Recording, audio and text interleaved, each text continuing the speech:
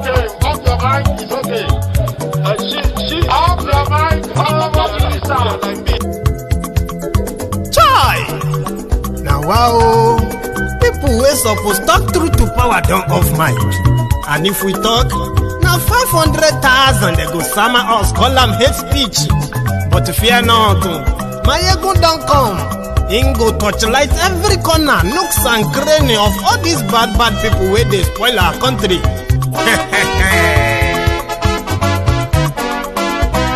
So my people make we laugh, oh, yo, yo.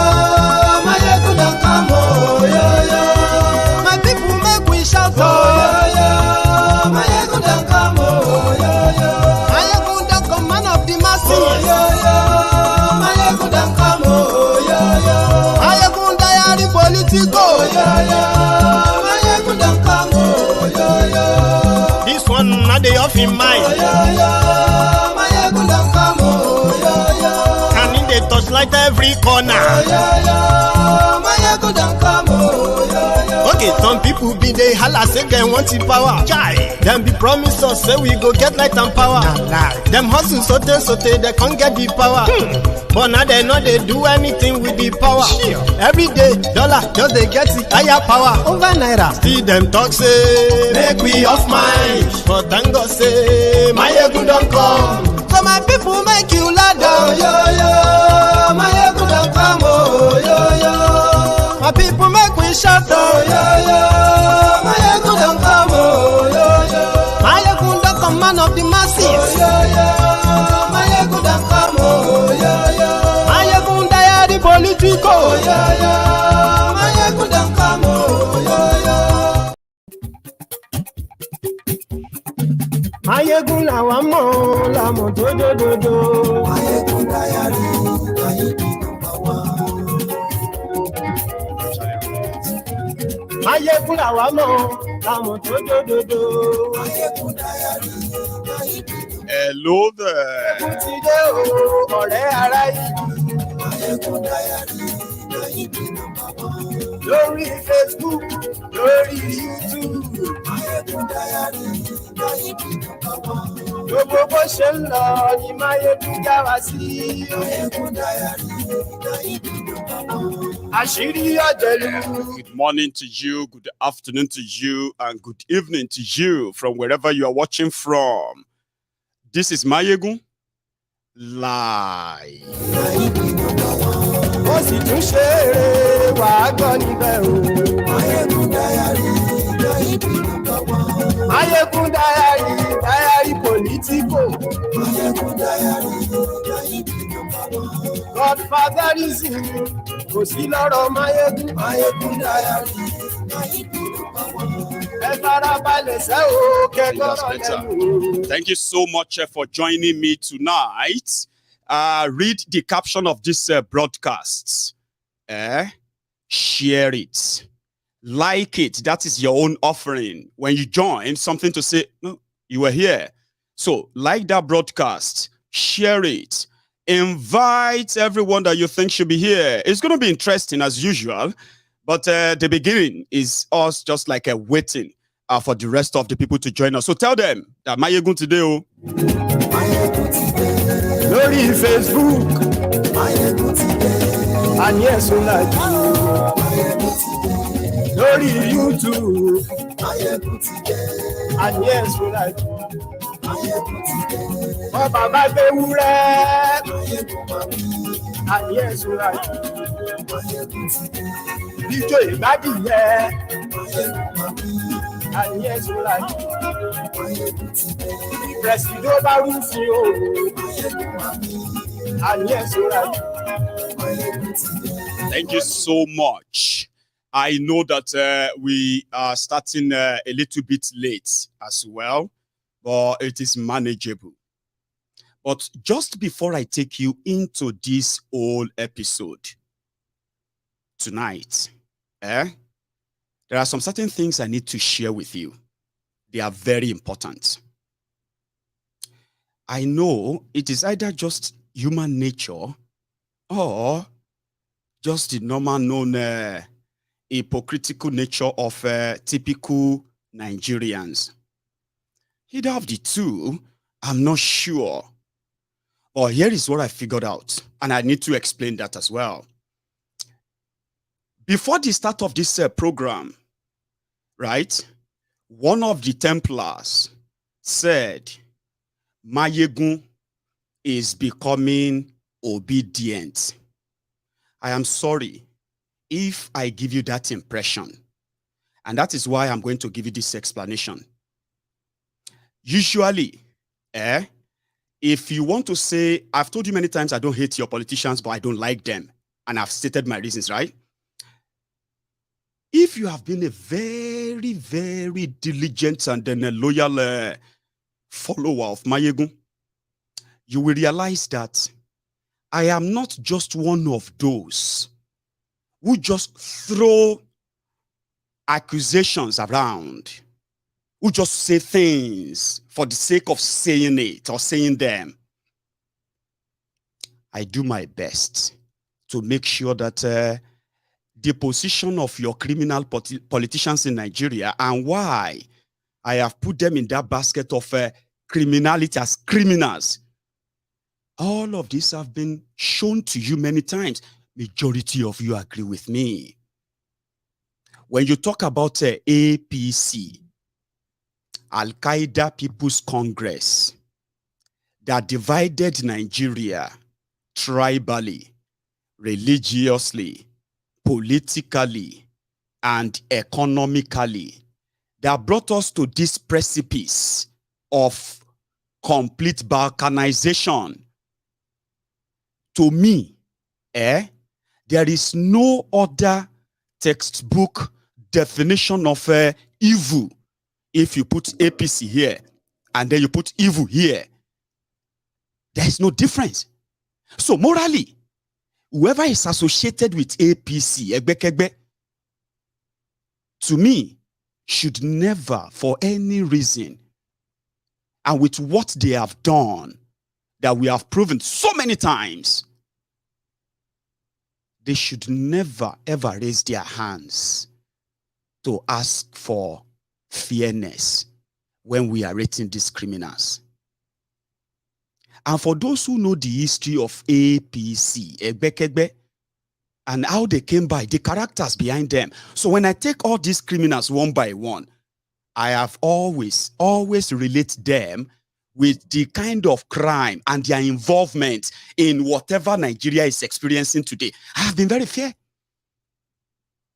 And to somebody like me, it is like an hopeless situation that the only thing that will resolve it is a total breakdown of law and order, a shutdown of the entire country through a revolution that is going to actually reset the whole thing. People like us believe that, yeah? But at the same time, there's something I want to point out here. When it comes to those who have actually did you bad, PDP, APC, any one of you rooting for them, as shameless as you might be, you should never raise your hands, ever, in any conversation where they are discussing fairness. And I did tell you that the reasons why I would never have anything to do with them or associate with them are because of the evil they represent, no matter how much they pretend. Right? Then, from the blues 8 months ago, the resurgence of those that APC, Egbekegbe, turned their guns on and killed across Nigeria. I was one of those who documented everything that happened in October 2020 on this platform. I witnessed it. I saw them raw. Some of those images can never be shared. So I couldn't share them myself. So we saw their resurgence. We saw the mockery after them. And I was one of those who said, this is your karma back. Because the establishment feels like they are always and they will always win. So the Obidients came and they continue to surprise and surprise. But guess what? It is now the establishment that is now in defense on Mayegun's diary political. The enemy of my enemy is not necessarily my friend. Do you understand? because I have my own clear understanding what and why these guys are rogues. And whenever they stand up saying they want to fix Nigeria, I see that as a complete joke. And that is why today, a lot of them know that many Nigerians have actually psychologically detached themselves from Nigeria. I am one of them. And that's also a fact. So they have done so many horrible things in 24 years that has affected you directly and indirectly in the last 24 years. So they would know nothing. But Obi is one of them. Aha. Those are one of the reasons why some of you don't understand why a lot of people, even from your traditional basis in your own Nigeria, are currently flocking towards that, because this is no longer 2015.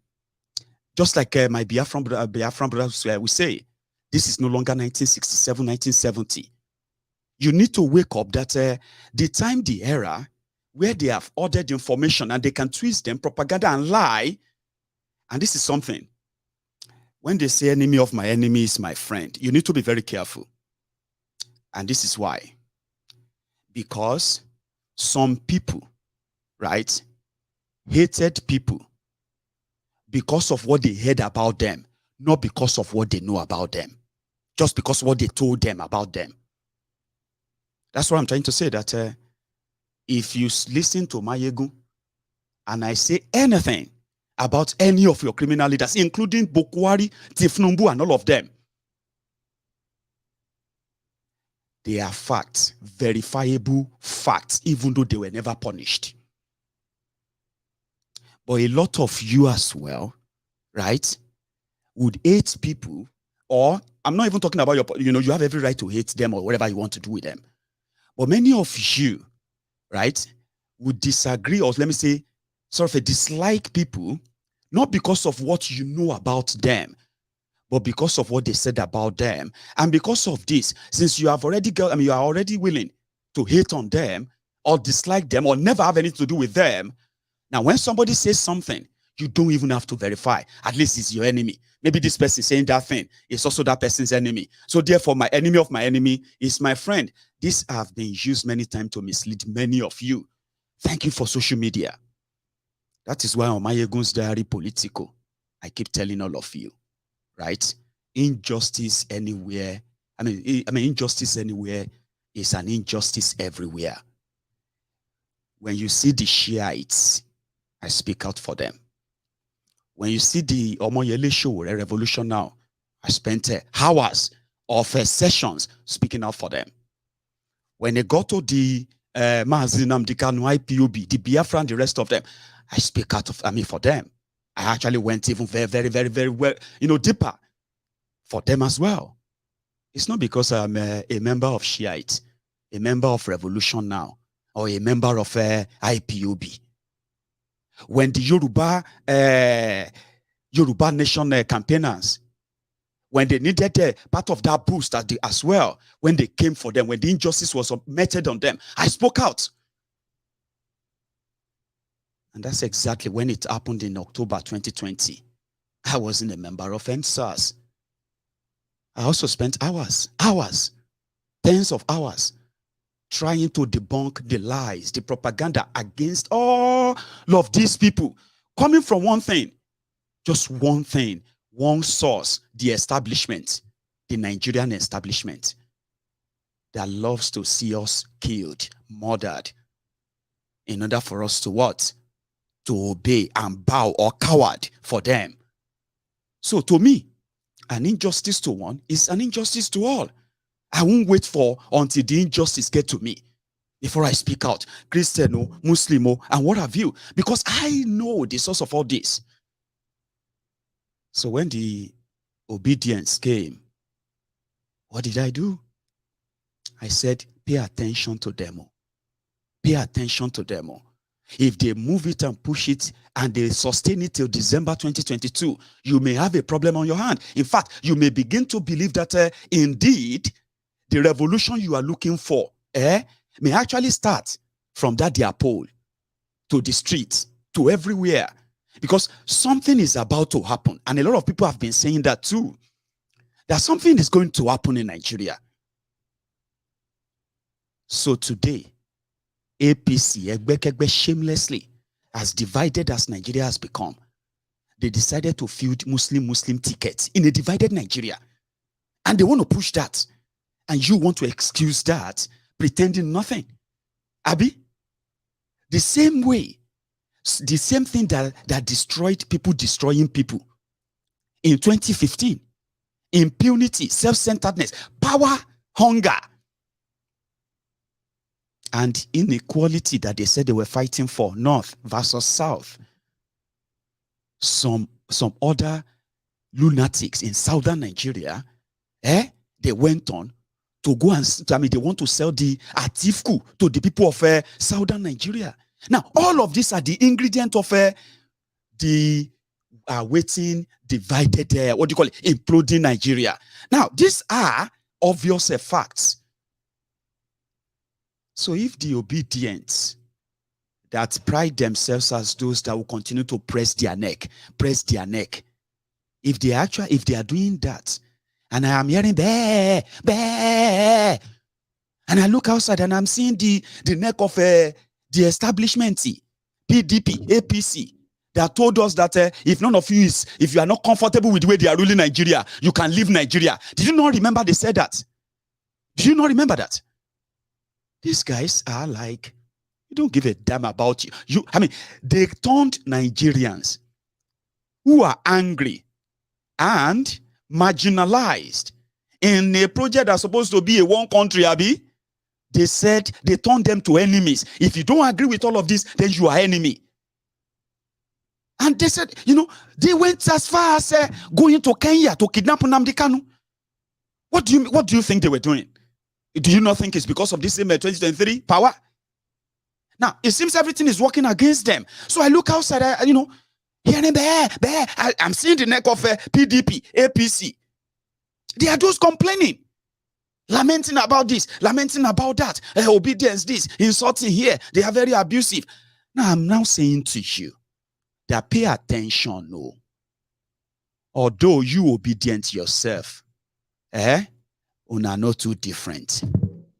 Obedients are currently the people holding the scotrum of the establishment in Nigeria.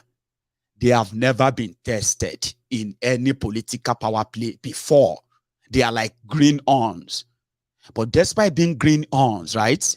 Seriously, they are holding them in the horror that they are bleating everywhere. Don't pretend that you are not seeing that. Whether they don't have any assembly, they don't have any rep, they don't have anything, Abi. But don't pretend that you are not seeing the establishment. Every day will be obedient this, obedient that, and all of that. But you obedient, you are not so different from the people who are saying you are just wasting your time trying to say you want to save Nigeria. Let me tell you, and this is why maybe this cycle of ignorance can stop. I'll start with this. The reasons why many of you are obedient today is because of the shege that APC have shown you. Let's be honest. Whether na economy, whether na the terrorism, whether na the unemployment, and none like that. The shege has pushed many of you to become that obedient. No lie. Abi, meanwhile, 7-8 years ago, some of you who participated in building that trust that APC now squandered, when you remember that time, some of you feel like, this cannot continue. And the only vehicle that is likely going to make you pay back that, to take revenge on APC, is obedient. We know that. If you ask the Biafrans, IPOB, that some of you joined people to demonize, if you ask them, why are they always asking that they want to leave Nigeria? They will tell you too that The shege that Nigeria have shown them, since 1945, before independence, every time they remember, it just kind of replay and refreshes the wound. But then they manage them internally. As Nigeria, they pretend that they are still part of Nigeria. Until APC, Egbekegbe, came and make them the focal point of the revenge, Bokwari's revenge. You saw all of that. Don't pretend. You saw how they humiliated them. You saw how they killed them. You saw how they kidnapped many of them. You were reading all those news according to you. Instead of them to fight for Nigeria, they are fighting for Biafra. You didn't care for years, by the way. Remember? Do you remember now? No, you don't. Okay. Same thing goes for everyone who has become a victim of Nigeria terrorist government, who will rather punish activists and reward terrorists right before your very eyes. In 7 years, all of this pushed many people, Yoruba, Igbos, Christians, Muslims. It pushed a lot of you into the precipice of what you are seeing today. But for so many years, so many of you didn't care. So if you see them today asking you not to waste your time to save Nigeria, join us to break up Nigeria and the rest of that, it all began from the misunderstanding that one single source pushed all of us to this precipice. They are not ashamed of it. They are not tired of doing it. There is no remorse in their mind. If not, let me ask you, which kind of mind APC gets?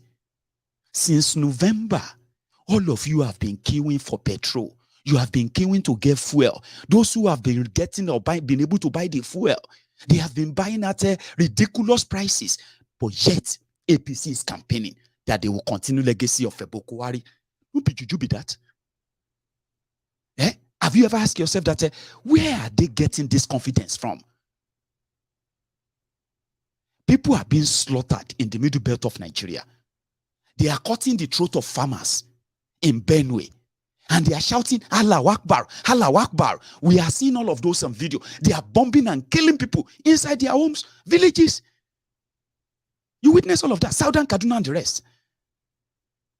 And APC, is campaigning that they, come on, man, let's get serious. Where are they getting that courage from? You that is rooting for them. The economy they ruined, you are living in that economy. You are a victim of it. The issue of unemployment in Nigeria that skyrocketed, 70% unemployment. You are part of it. Some of you, your family members are part of that. This issue of people losing their businesses, unable to access a credit to fund their different businesses, folding up. Some of you are suffering it. I don't understand though. And then you still come on social media to say you are going to, lessons are going to be, that's the ridiculous one. APC, Egbekegbe, Buhari Dins, Buhari Diderins, Buhari Denotus, Buhari Dijatus, Buhari Shukus, Ngozi Haris, Nneka Haris, obedient fools, sophisticated morons, ombud slaves, Mumu Madus, Bele lecturers, Mumu lecturers, social media bandits, Facebook adsmen, the entire clan of the Sai barbarians, Lagos Abobakus, Oshogbo Alimajiris, the crump eaters, the crump chasers, the ass lickers, the all risers. You are victim of what APC is doing to you. Then you still come on social media and say you are going to teach Obidient a lesson when you are there queuing for petrol. Baba, would you me that now? Toba so 70% Nigerians get mental problem. Do you not think you are one of them? I'm not sure. Because you did petrol station, they queue for petrol. You no get light, you no get job, you no get fuel. You are buying at ridiculous prices. Then you jump on social media. You are telling everybody next month, February, they will learn their lesson. You this Mayegun, lesson will be learned next month. You will learn a lesson. Baba, I want to share, honestly speaking, tó bá jẹ́ pé àwọn ará ayé ni, there's possibility ká lọ já ewé oríjì. Mo jáwé oríjì ẹ̀ dáríjì ọmọ yìí o. Ayé eléyìí ti ta o. That's what I'm saying. You are APC ẹgbẹ́kẹ́gbẹ́. You want to teach somebody a lesson by keeping this fraud again. Àwọn tó ń ṣe ti kú o. You dey for filling station queue, they shout, I will teach people a bit lesson by next month. You dey use your function to play. You dey use your generation to play. You dey use your next generation to play. You are doing lunatic encyclopedia calculation. One APC member dey for filling station queue where I won't buy fuel. They shout, we go teach P2B supporters lesson by next month. For inside queue where I won't buy fuel. They smoke Igbo. You want teach P2B lesson by next month. If they take India.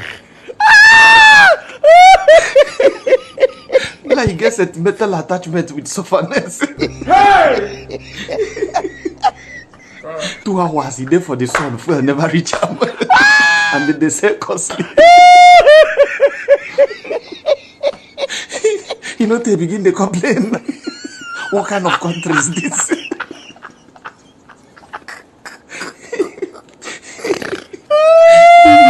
My one driver tell us, at least APC don't they teach you lesson first before next month go reach. You don't learn your lesson.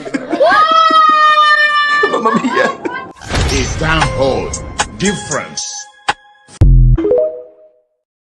From Bulaba, blue, Bala blue. You want teach Mayegun a lesson. You want shame Mayegun, Baba? Come on now. Pity your generation, pity people. Pity, if you are a young person, pity your parents. They never suffer rich. Your parents suffered. Their own parents probably suffered. Then you are on social media, behind the relics. Who did this to you? And you want to teach somebody a lesson. Anyway, close your eyes. Let's pray. Anyway, for a moment. Alhamdulillah. Alhamdulillah. Alhamdulillah. Alhamdulillah. Alhamdulillah Rabbil Alamin. Alhamdulillah Rabbil Alamin. Alhamdulillah. Alhamdulillah. Alhamdulillah. Alhamdulillah Rabbil Alamin. Alhamdulillah Rabbil Alamin. Oṣó ni, àjẹ́ ni, ẹlẹ́bọlóògùn ni, amániṣẹ́ni ni, afàìmọ́niṣẹ́ni ni, wọ́n á fi yín sílẹ̀. Oṣó ni, àjẹ́ ni, ẹlẹ́bọlóògùn ni, amániṣẹ́ni ni, afàìmọ́niṣẹ́ni ni, wọ́n á fi yín sílẹ̀. Amen. So I just thought I should tell you. So if by chance, as I have told you before, that Obidients, they are your karma. Whether they are going to beat Kolu or Adimeru, that is Atiku, that is yet to be seen. But before you punish anybody, before you teach anybody a lesson, are they not teaching you a lesson already? So bury that thought. Go back, baby. You will teach yourself a lesson and a lesson. Unfortunately, for this one that you have already started teaching yourself, see already, they have already sold your own future. That part who told you that you should be doing like this. You are supporting APC. I'm telling you the truth. You are doing like this. I reject waiting. Want it a future? They have already sold your future. Unfortunately, if you are between the ages of zero people, no fit hear me well. If you are between the ages of 15 and 55, Baba, just forget it. Now only, as you know, they talk, now only grace you go get to make come in this life. I'm not wishing you evil. You are educated. You are working right now. But you know something? As you think you are struggling to make it in life, they have already rigged the system against you. You are going to live all your life with these rogues. Just 7 years of APC, 7, 8 years. So let me tell you what they have done to your future. If you are between the ages of 15 and 55, you can now put how long you have left. They have already used Nigeria future to borrow money that will be paid back in 99 years. So you have to start counting it. How many years do you think you are going to spend alive to struggle through the austerity, the poverty that this is going to keep for those generations to come? Now, just 8 years we are talking about now. So for 99 years, if you are 55 years, let's say, Oloma Tori Yadawasi, that's one prayer that my grandma will be saying. We believe that she died at the age of around 107.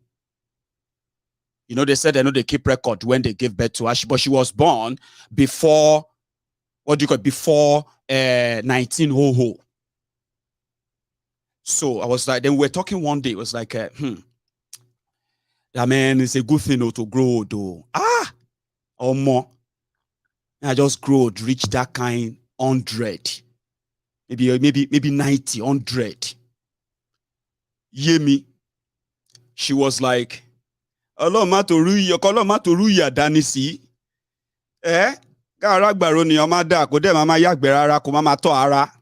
I'll explain. She was like, I pray all of you live long ago.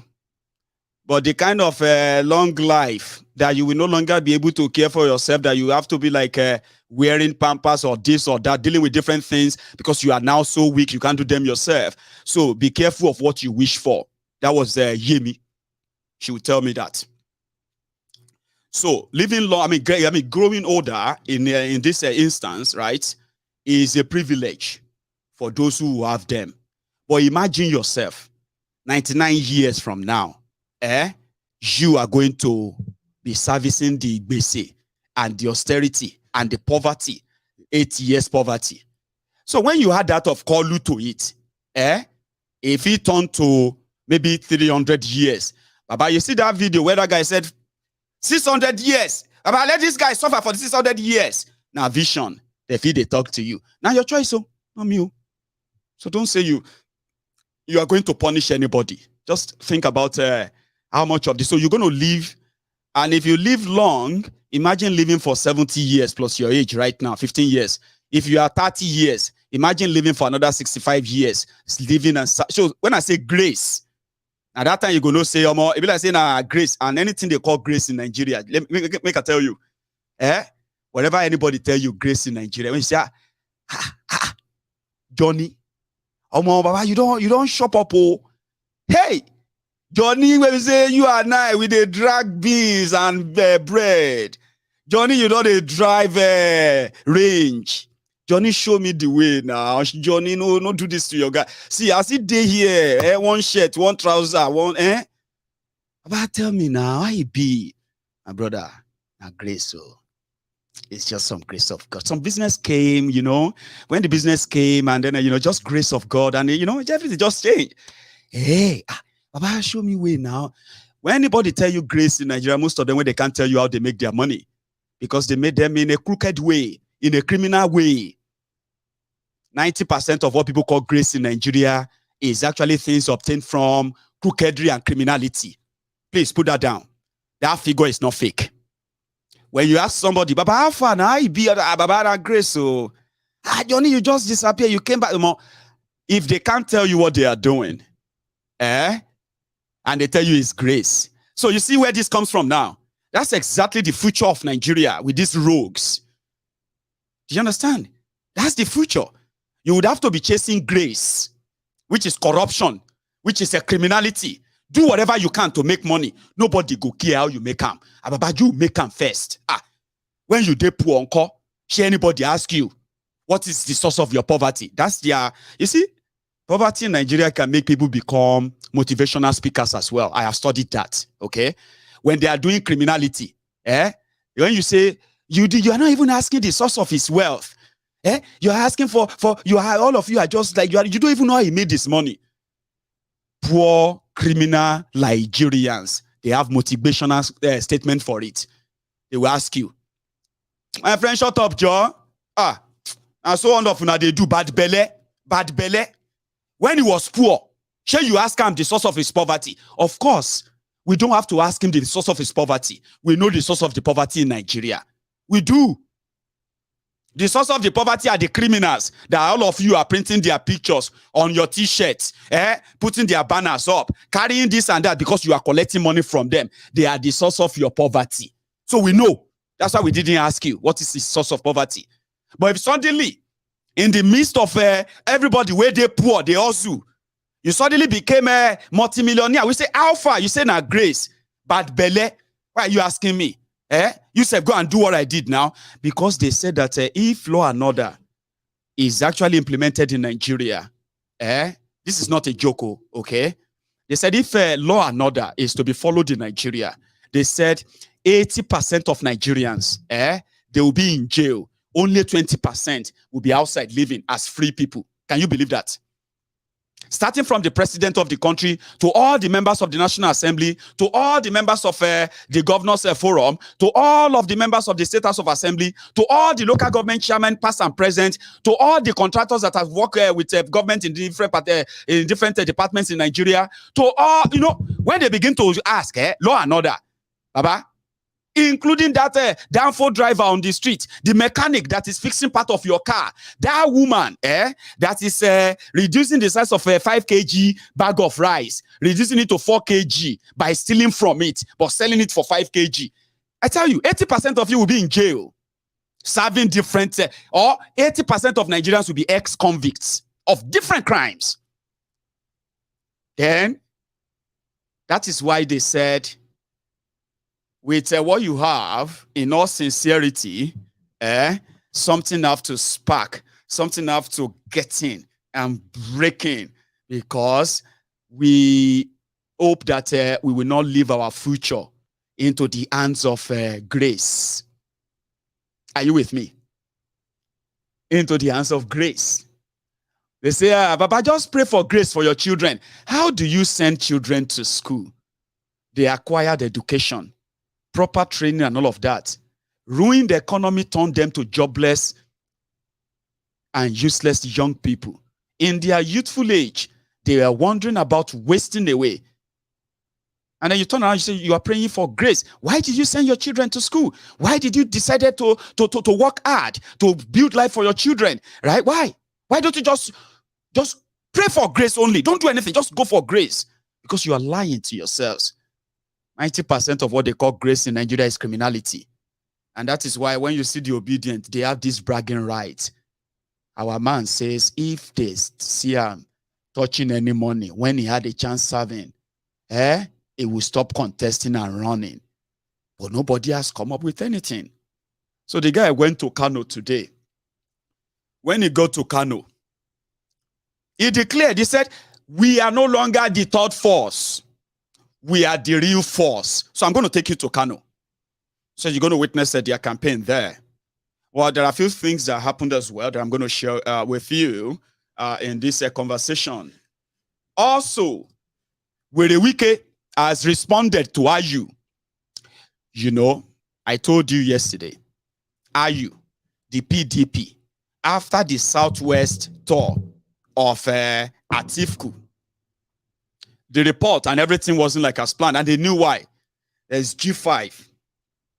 See, there's G5 in PDP.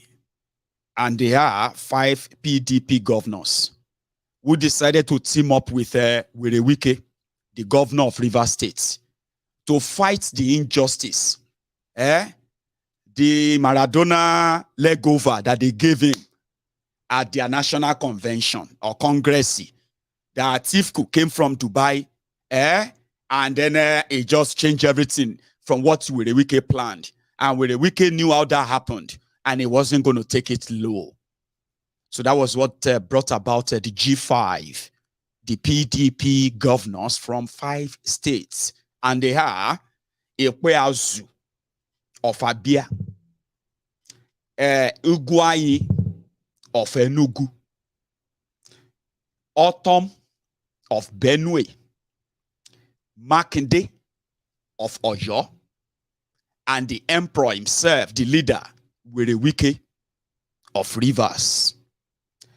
This has contributed so hugely to the drop in Atiku's presidential campaign. A serious dent to his ambition, his inordinate ambition. Don't ask me for the meaning. What that means is something bad, selfish. Sure, you know, use inordinate. Does that sound good to you? Or something bad? Ambition, you know that one. Somebody went, they're inordinate. When you see, some of you should actually give some of us credit for being able to speak Oyinbo in a way that you can at least understand, even if there are grammatical error, grammatical this and all of that. Yeah, where we were supposed to use half, we use as or add a day, and just manage them. You should give us credit. And bring me one Oyinbo that will speak Yoruba fluently like this, that all of you will sit down and say, you know what I mean? Go and bring how many of them. Give us credit. Anyway, inordinate means say something personal or selfish, whatever. But the ambition there, you understand? Wile Wike, who has publicly, all of them that have publicly shown that our lama finish Atiku say. Sure, you understand what I mean in English? Now we go finish Atiku. Atiku no they go anywhere. According to Wile Wike, this thing where you do me, but unfortunately, Wile Wike now became free agent with the G5. Serious confusion. Now, as free agent, they started going on a tour so that scouts can begin to meet with them. Who are the scouts? The scout for APC, the scout for NNPP, the scout for Labour Party Obi. They tracked them to Turkey, they had a meeting. They tracked them to Spain, they had a meeting. They tracked them to London, they had a meeting. All of these were in public domain. But how you not suspend them now? How you can't go under? The people will ridicule them in Ekiti. Ekiti show was like a ridicule. Fire no even turn up at all. Sure you get. So they were able to suspend all of them, but they didn't touch Wike. They didn't touch all of these people. Why? When Wike said they are going to announce their own presidential candidate in January. Say you never get candidate. Now Atiku na your candidate. Now say shut up your mouth. Now you give us Atiku. Abi you the crazy. Say okay. What's happen? Wait. Say no. We are free agents, and that was public. But they don't suspend them all. So Wike don't respond. Suspend everybody. No go save Atiku. That's what he said. And this was from Rivers State. Where is this place again? I don't know. Anyway, it doesn't matter. But listen to him. Manu also uses to say to Yoja Ayu and his team, they are dissolving the Ekiti state exco. Will not help you in any way. They are suspending people, will not help you in any way. The battle line has been full drawn.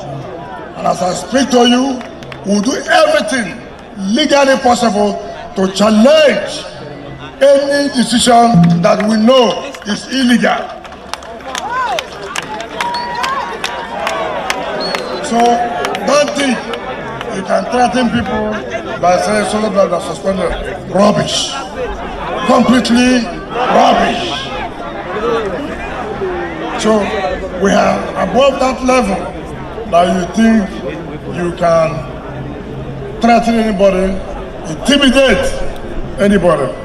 Whatever illegal decision you have taken, because we believe in the rule of law, because we believe our party respects or should respect their constitution. So we are waiting. We are waiting for you to announce my own and not any other of my friends.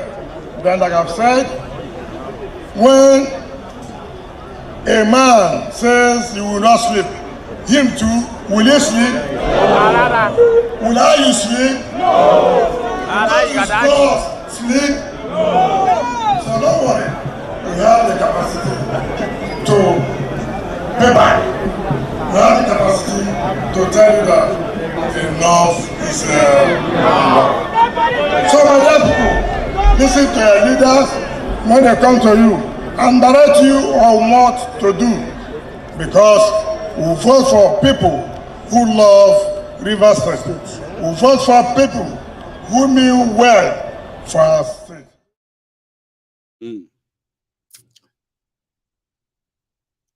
The battle line is drawn, and I'm still waiting. I mean, I'm going to bring all of that to you. I'm wondering why can't Ayu just announce and suspend all of them? I mean, Chama, like, you know, they are openly challenging him, but they didn't dare touch him and the rest of them. But anyway, that is them. Now, I saw this somewhere. There are two. Here is the first one. It's not new. I found it again, and I'm like, nah, I'm going to share that with you. Listen to this. Enough is enough. Thank you. They're playing politics with people's lives. There's so much into this ground. Without armor, without ammunition. We have to cop this very particular area within a tinkle of a second. I know what kind of us can do.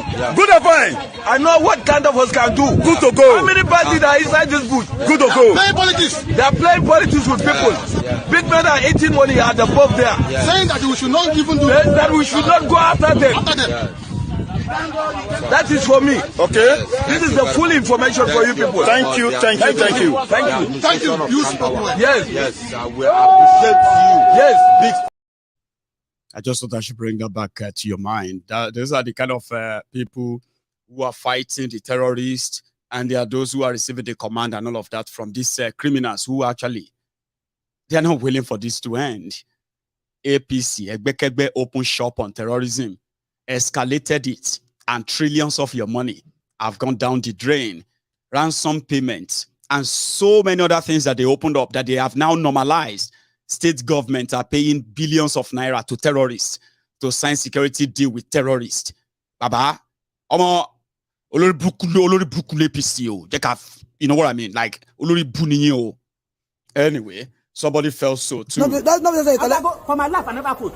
Why you want to vote now? I want to vote now. Why? APC no go enter. Tinubu no go enter. Why? Now what of Tinubu? Now you have. Tinubu is a bastard man. You not do anything now. Now Agbero, never. Yes, they never talk him. You know Tinubu before. Agbero man. You say where are? 100 naira for 12 man. Every woman when they kill, they collect money for their hand. You don't collect voter's card. You say you collect how much? They're not free now. They give person now. I got to know the woman. That's what they say about the bill. I the talk. You will be a New Yorker. Come on, Tinubu brothers.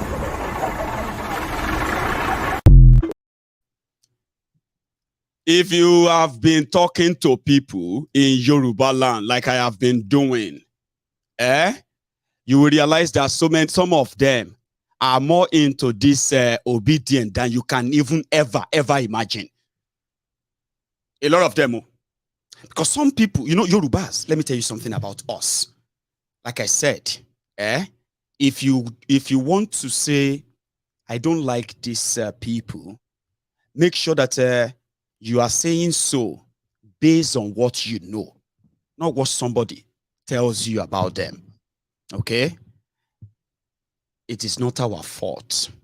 I'll keep saying that. It's not that it's our fault that Nigeria criminals decided to centralize the commercial hub or center of Nigeria at the southwest of Nigeria. We know the politics around it.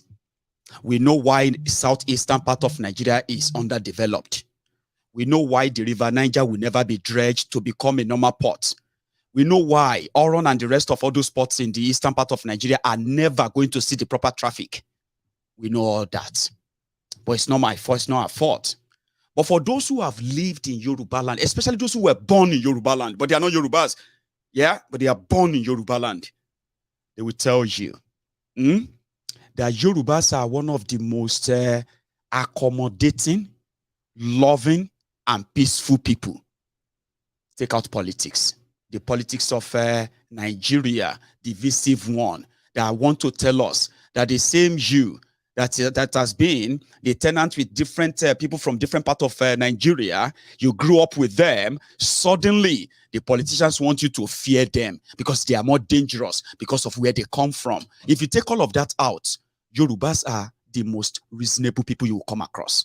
And when I say reasonable people, I mean especially those who have indeed, right, who are indeed the real Yorubas. I'm not talking about the Omoales that blames their people for whatever unfortunate thing that these criminals have brought upon us. As a people, they blame it on other people except the criminals that are doing this to them. Take those out. When you see real Yorubas, generally, politics out, you will realize that we are more and very much on the side of justice. There is this one historical thing that many times, right, it has been used to keep the division, especially between Yorubas and the Igbos. And that was, that is the issue of the Civil War, where Awolowo, then as the finance commissioner, right, during the war, advised the Ojuku's government that if you really want to end this war now, right, then you should, with immediate effect, right, or if you really want to stop or to effect what they call blockade. Before that happened, Awolowo already pulled out of the government of Gowon. But he was the one who advised the government, and Gowon used that. What did they do? For the first 2 years of the war, all of the crude oil from the eastern part of Nigeria, the Biafran government, the Biafran administrators, they were still able, right, to trade in their oil, and then for weapons or for food and the rest of that. But the moment they go on, effect that blockade, food couldn't come in, weapons or anything couldn't come in, right? In fact, people couldn't go out. It was used later. And that's what I said. There was a time I told you, I said, if you want to read your history, it is so good to read the history. But when you read history, right, what you should try and do is to make sure that you are not, or you don't become, the prisoner of that history. The most you can do from that history is to what?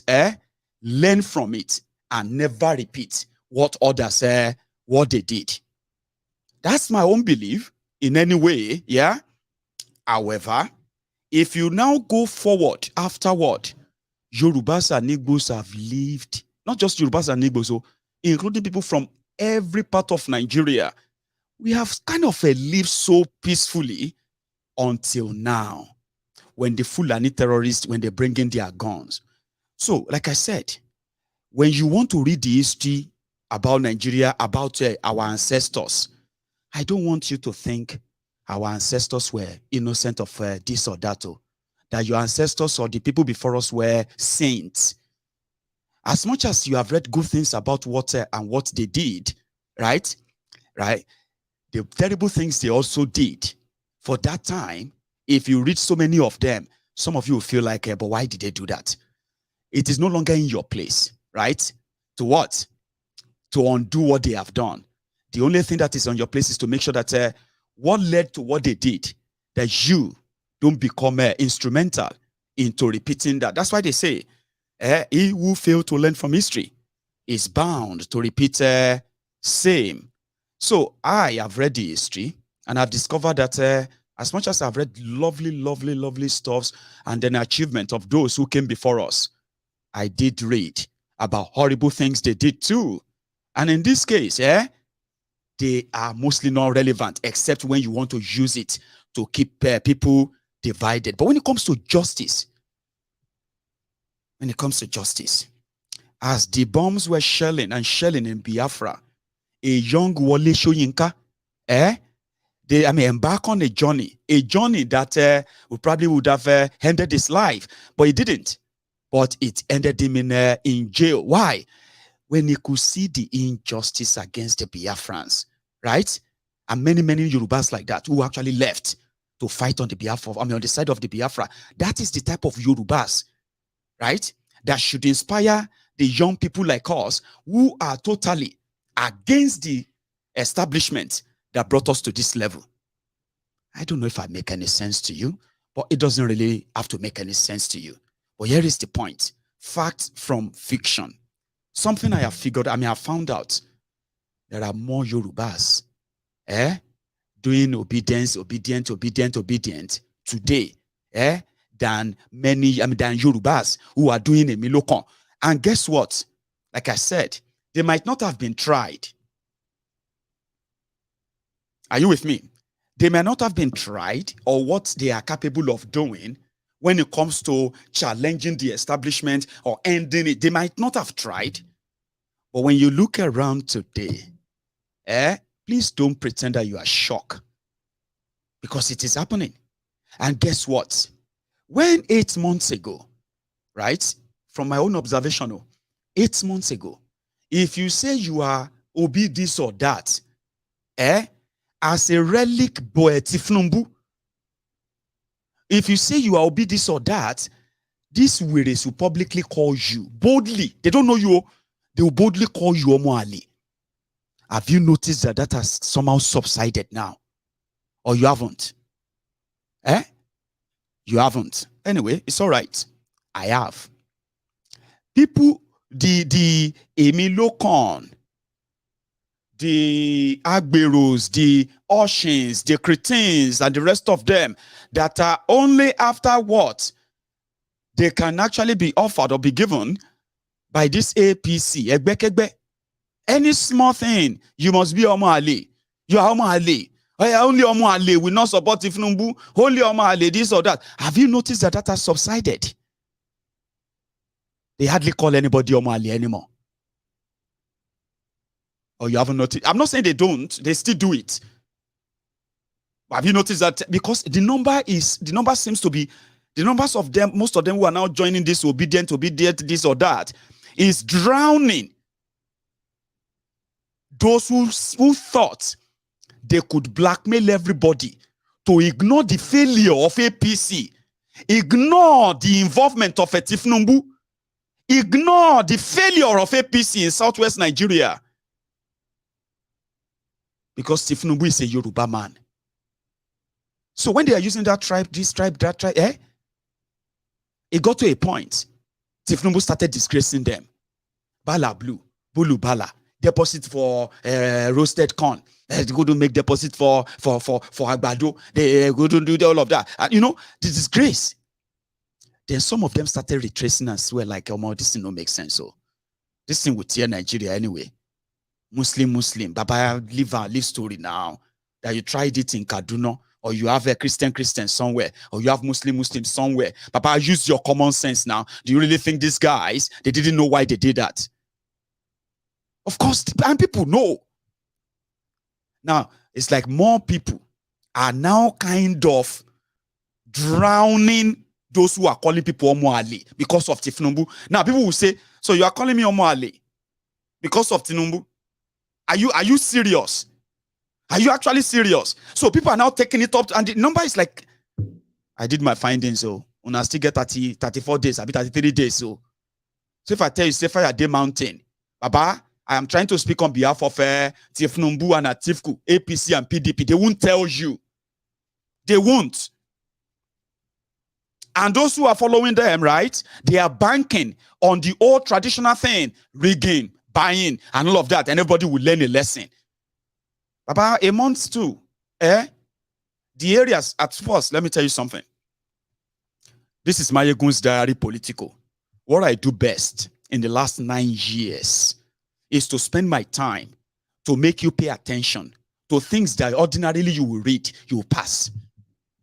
And when I let you pay attention to it, because I will let you pay attention to every detail in order for you to at least have a clue of where and why, of where things are going and why things are happening the way they are happening.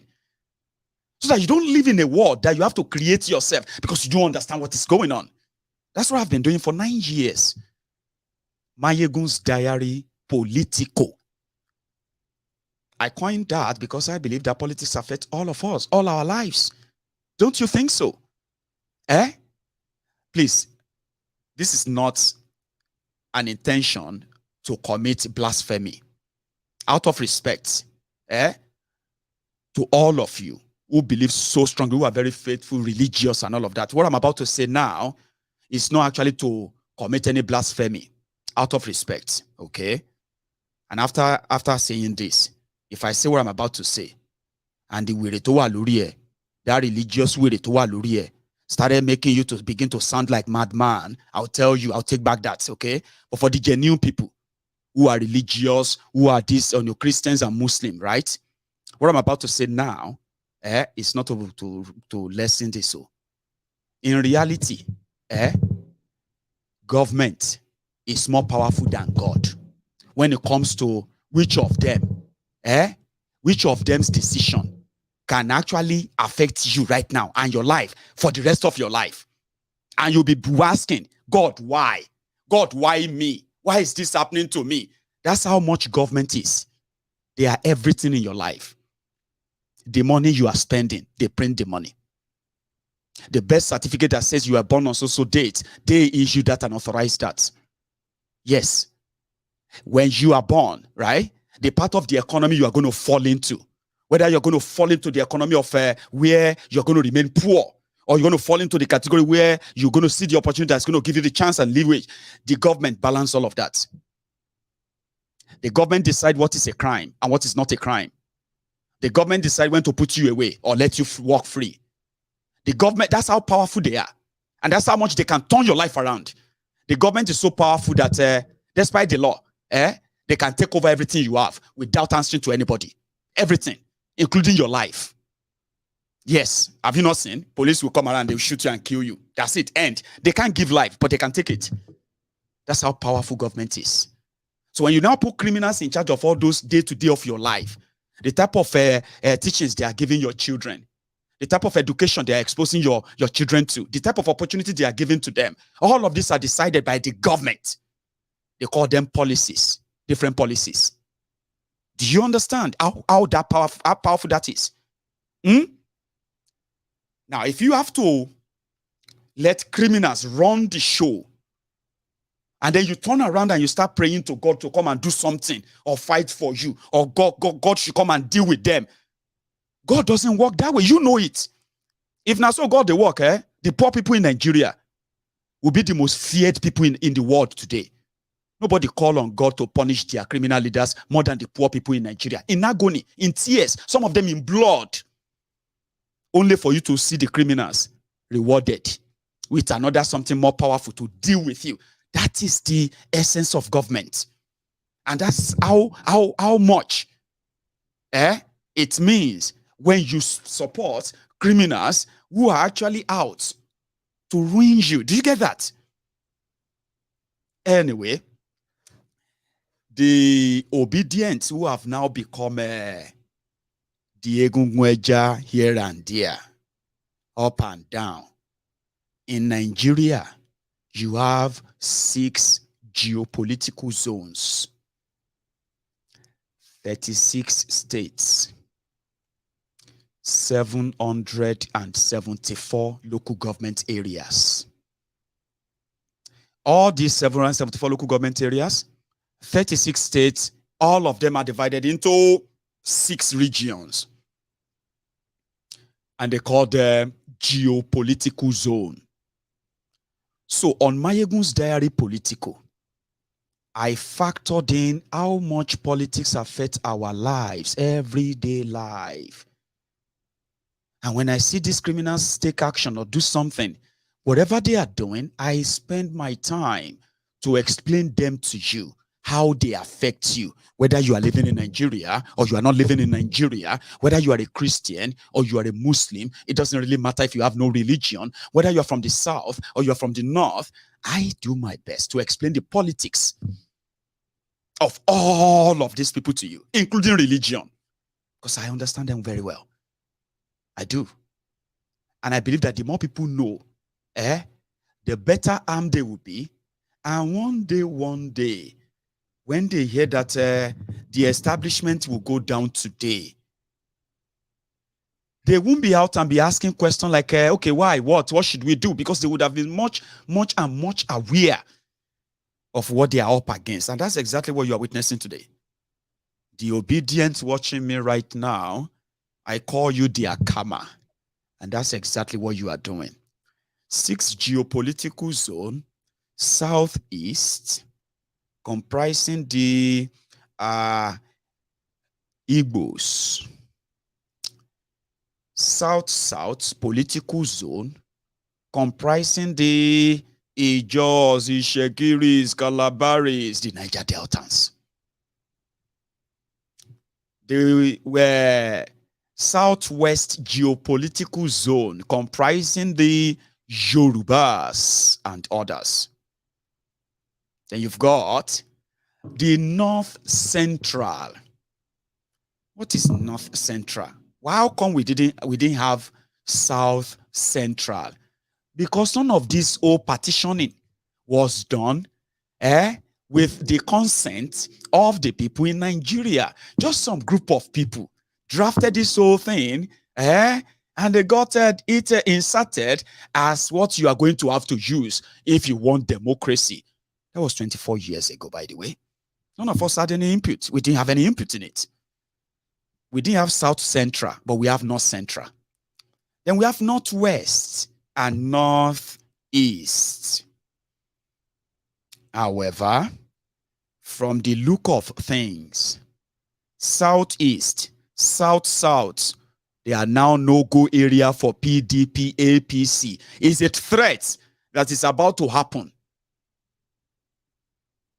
with the Obidients. That will be a bad. Now, APC, PDP are not going to pursue winning anymore. They are now pursuing 25% from that zone, which is looking bleak. I mean, bleaker and bleaker every day for those who are tracking their politics like myself. Southwest Nigeria, where Kolu comes from, Tifnumbu, that place, things are changing and moving so fast. As I'm talking to you right now, things are moving so fast that people are now saying Tifnumbu may not even get 40% in Southwest Nigeria. That is even getting more and more Lagos Abobaku mad and angry. So Obi go score 90%. And Ashwaju, Baba, tell yourself the truth. Just go outside there. Of course, you probably would have to rely on buying and rigging. But the point is what I just said true or false? Is it a lie? How long are you going to pretend? That thing is looking bleaker, and it's just about 30 days before the charade. Northern Nigeria, that APC, the ruling party, are cashing out on Tifnumbu every day. Hundreds of millions of naira of Lagos State money. They are funneling it into this whole thing. Bokwari didn't release any money for them. You know, when Bokwari was running for his own position, Tifnumbu and gang put their money together, Abi. You know, as of today, they say Bokwari no release money for Tifnumbu. So every money they are spending, their camp, everything, now Tifnumbu. Governors in northern Nigeria, they are sending bills to Tifnumbu for campaign in their own states. Can you believe that? Maybe they are not telling you that. Fine, no wahala. So they are putting up different show up north, but that same north, they are complaining that some of them are not even loyal. They are somehow, they are working for Atiku. Now, so Kwakwanso says, hold on. Hold my beer. Who is Atiku? Who is Tifnumbu? Now, these are the traditional politicians, that will always beat their chest. We control here, and I mean get this one, I mean get that one, I mean this and that. Nobody even know Obi for northern Nigeria. That's what they told us. They forgot that when Kolu was turning over his head at Arewa House, young people from northern Nigeria on TikTok, they are using Kolu to catch cruise on TikTok. They have seen Kolu as a sick man, weak. Different TikTok videos for Kolu from northern Nigeria. Atiku said people that are northern Nigeria youth, majority of them are not on social media. Now they held on to that. Now, but guess what? On that same social media, See, cancel social media lastly. They will shut down social media before your election. The way things are going, because things are going to get so much that it may be able. I mean, they may not be able to even campaign anymore. They may just stop campaigning and just say, "Emma campaign more. Just go and face the whole team. We'll rig the election." What I'm saying, because northern Nigeria now, people will know they give anybody money. Are you with me? Northern Nigeria is being penetrated. Traditional region, traditional base of career politicians. The place them promise call you. Obedient don't enter Ramo. They, my friend, forget they don't win anything. Shongba weary. Shongba lenu weary. And same thing you are still typing, Abi. You will teach them lesson and all of that. I am showing something I am saying. These are the people who don't pay anybody money.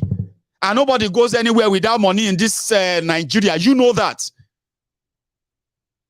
So your traditional place that you should normally rig and win conveniently. Now, some things are happening within there. You say, make I keep quiet, Abi.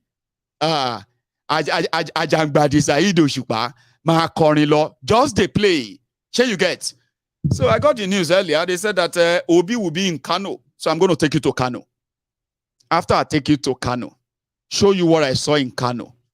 Then I'm going to take you to Benue, where Showore, my man, indeed, met his own people in Benue with his own message too.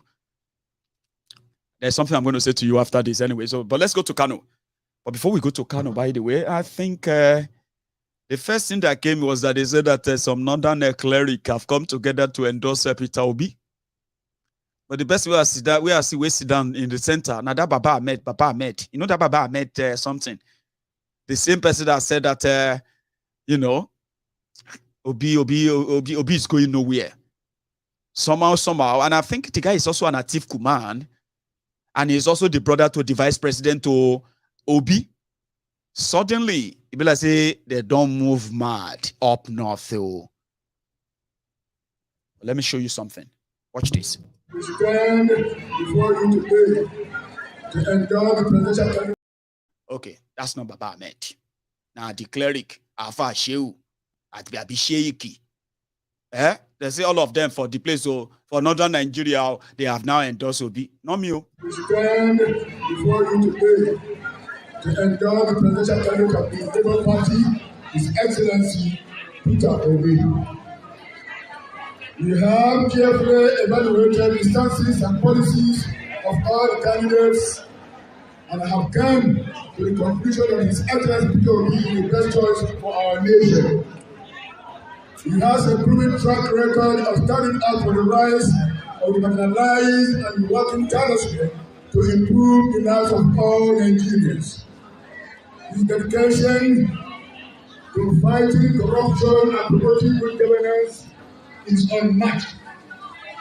He has shown that he is committed to transparency and accountability in government, and he will work tirelessly to ensure that the resources of our nation are used for the benefit of all citizens. His plans for economic growth and development align with our values of fairness and justice, and will help lift millions of Nigerians out of poverty. He has a clear vision for how to address challenges facing our nation and has experience and leadership skills to implement it. As leaders of the cause of solution for good governance, we believe that His Excellency Peter Obi is the candidate who will lead our nation to a brighter future. We urge all our brothers and sisters in faith to join us in supporting him and working together to ensure a Nigeria for all. May Allah bless our nation and guide us on the path of prosperity and peace. Rabbi Alamin.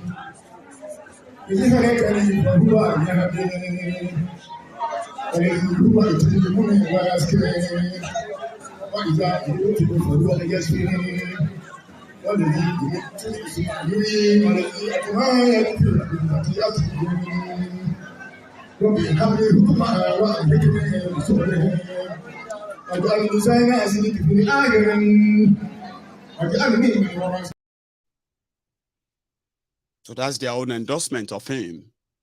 and to dispel the general belief or their main media in Nigeria saying that maybe something else, with social media, you can actually get it raw.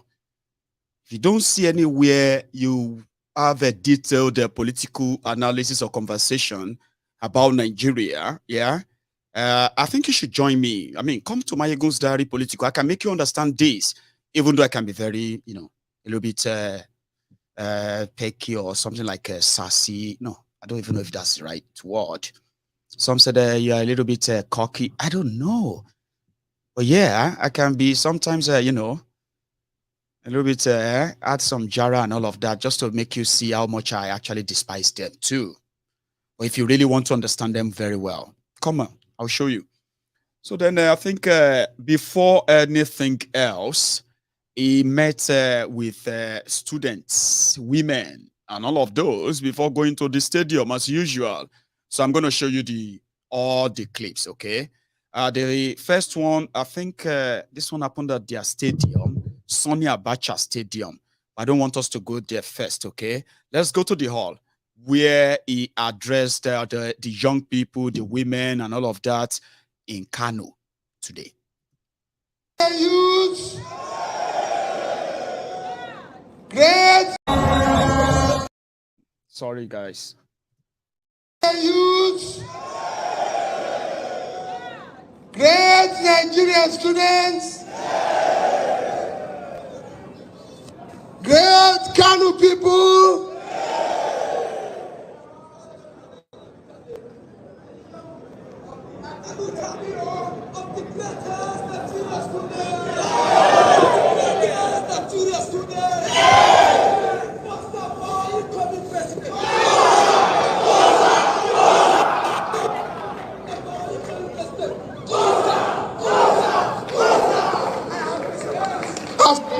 Kano people. Thank you. There's 5 questions here. First question. Let me go down a bit so that I'll be able to see very well. How will you translate Amajiri Edi? If you have been following my campaign, this is what I've been campaigning and talking about. When they say there's 20 million out of school children, 18 million of them is enough. And that is one of the things we said we will tackle head on. Those 18 million out of school that I mentioned have learned to read and recite Quran. That means they're intelligent. What I want to say, I want you to be on page. I'll meet them at the point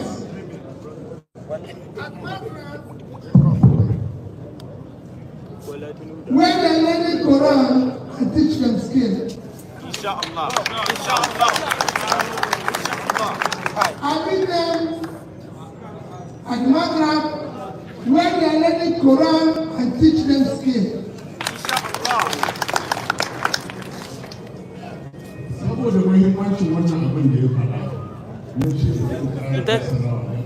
That is translated to Hausa.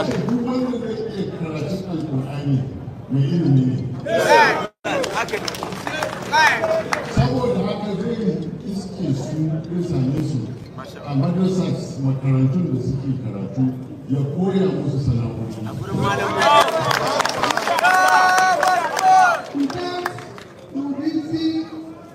All of them today to get a job within Nigeria and outside Nigeria.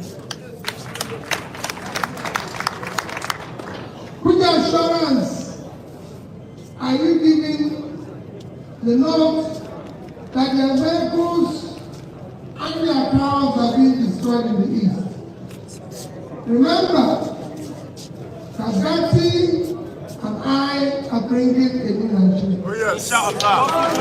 Remember, in this new Nigeria, we promise we are going to secure and unite Nigeria. Inshallah. In this sacking, in this protecting and securing Nigeria, in this united Nigeria, I assure you that every Nigerian will be secure life and property in every part of Nigeria. Inshallah. Inshallah. The life of one Nigeria will be as important as the life of every Nigerian.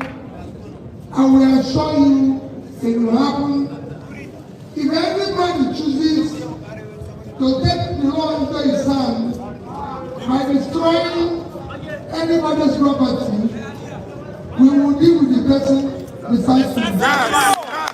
Haka take. Abinda Nigerian people ya ce taɓa lafiya na mutum ɗaya kamar ya taɓa lafiyar duk ƙasa baki ɗaya ne. Kuma duk da ba zan iya tunawa in ya ko ayarwa wannan maganar ta yi tsawo yana cikin Ƙur'ani. Ka san ta ko ayarwa? Okay, so there's a what? Wile,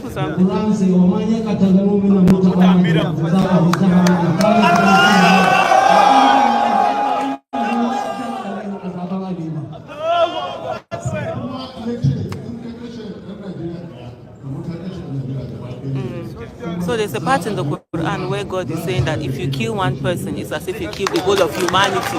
And that's what the same thing that Peter Obi just said, that if you kill one Nigerian, it's like you killed all of us and anybody that you guys said it anyway. Peter Obi will separate Nigeria. I said wherever you go, the goal of our government, is to ensure that no Nigerian 10 years from the day we start will ever say, I'm from the east, west, south, Nigeria. We'll be able to liberate Nigeria. I'll be in the election because I'm from the east. I tell people not to vote for me because I'm from the east. See how I'm not contesting because it's my tongue. See how attentive they I'm are. contesting as a Nigerian who is qualified to solve the problem of Nigeria. Yes. No other people what we're doing today, doing this to be able to bring you together to the right. When I was governor, It's a long one, but you know what I mean. I'll just give it a bit by bit of that, and I'll keep it in the diary so that in a year time, we can all visit this old video again and say, oh, I remember that. Oh, did he say that? I'm just saying. Sure you get, including Atiku, including Kolu, and the rest of them, just same way I have been keeping the track of all the atrocities of Al-Qaeda People's Congress, APC, Egbekegbe, especially for the past 7 years. I have been keeping the record of all of the atrocities. And that is why I am kind of so surprised that some of you still have time to defend them and come on and ask Mayegun, Mayegun, you need to be fair. Mayegun, what Tinubu do yourself? Mayegun, waiting Atiku do yourself. That is the weary that I'm trying to save your life from your slavery, which is mental. Asking me, waiting Tinubu do me, waiting Buhari do me, waiting that one do you, waiting that one do you. They don't do me anything directly, but they have done all of us shaggy, directly and indirectly. You know that. So when you go back and you say, oh, 2016, wow, Mayegun said, 2000, you know, that's why I'm surprised some of you are like, why are you attacking this Tinubu? Just like this in 2014. This was what I was doing in 2014, telling people, these people are criminals. Tinubu na only. This one na this. Atiku na only. You know, shut up your mouth. We are trying to save Nigeria and rescue Nigeria and change Nigeria and change. I say, They won't dupe you, ni. My friend, shut up. You cannot sit down abroad and be telling us what we want. Do you know what we want, ni? 7 years down the line, some of you are now my fans. Majority of you who told me to shut up my mouth in 2015. Some of you are now my fans. My ego have been following you since 2015. Some of you didn't follow me because you liked me then. It was because to find out and continue to try to tell me to shut up, until they can't show everybody shaggy. You self can't realize, say, my ego is right, sha. This people just made my ego, they just allow him to be right. Do you understand that now? So yeah, we keep it here as a record in the diary. Let's go back to Kano, and I'll give you piece by piece what I am able to bring back for you to keep up at this piece. You know, here is another one after the town hall. You know, they say town hall is different from. Let me see. Most of you actually know this. Who know this statement? Town hall. A town hall is different from. See, look at them. They have started typing the bulaba, bala blue, blue, blue. Is on record. Let's go back to Kano. This is like his arrival. But which one should I start with? Oh, like I have them here. Okay, let's start with his arrival at the venue, Sani Abacha Stadium in Kano. A brief one.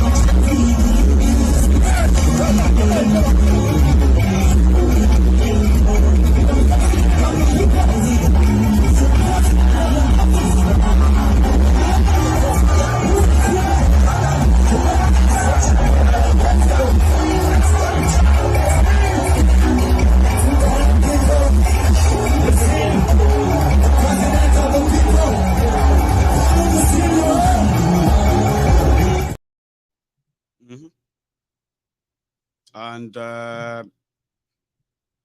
inside the place, this image.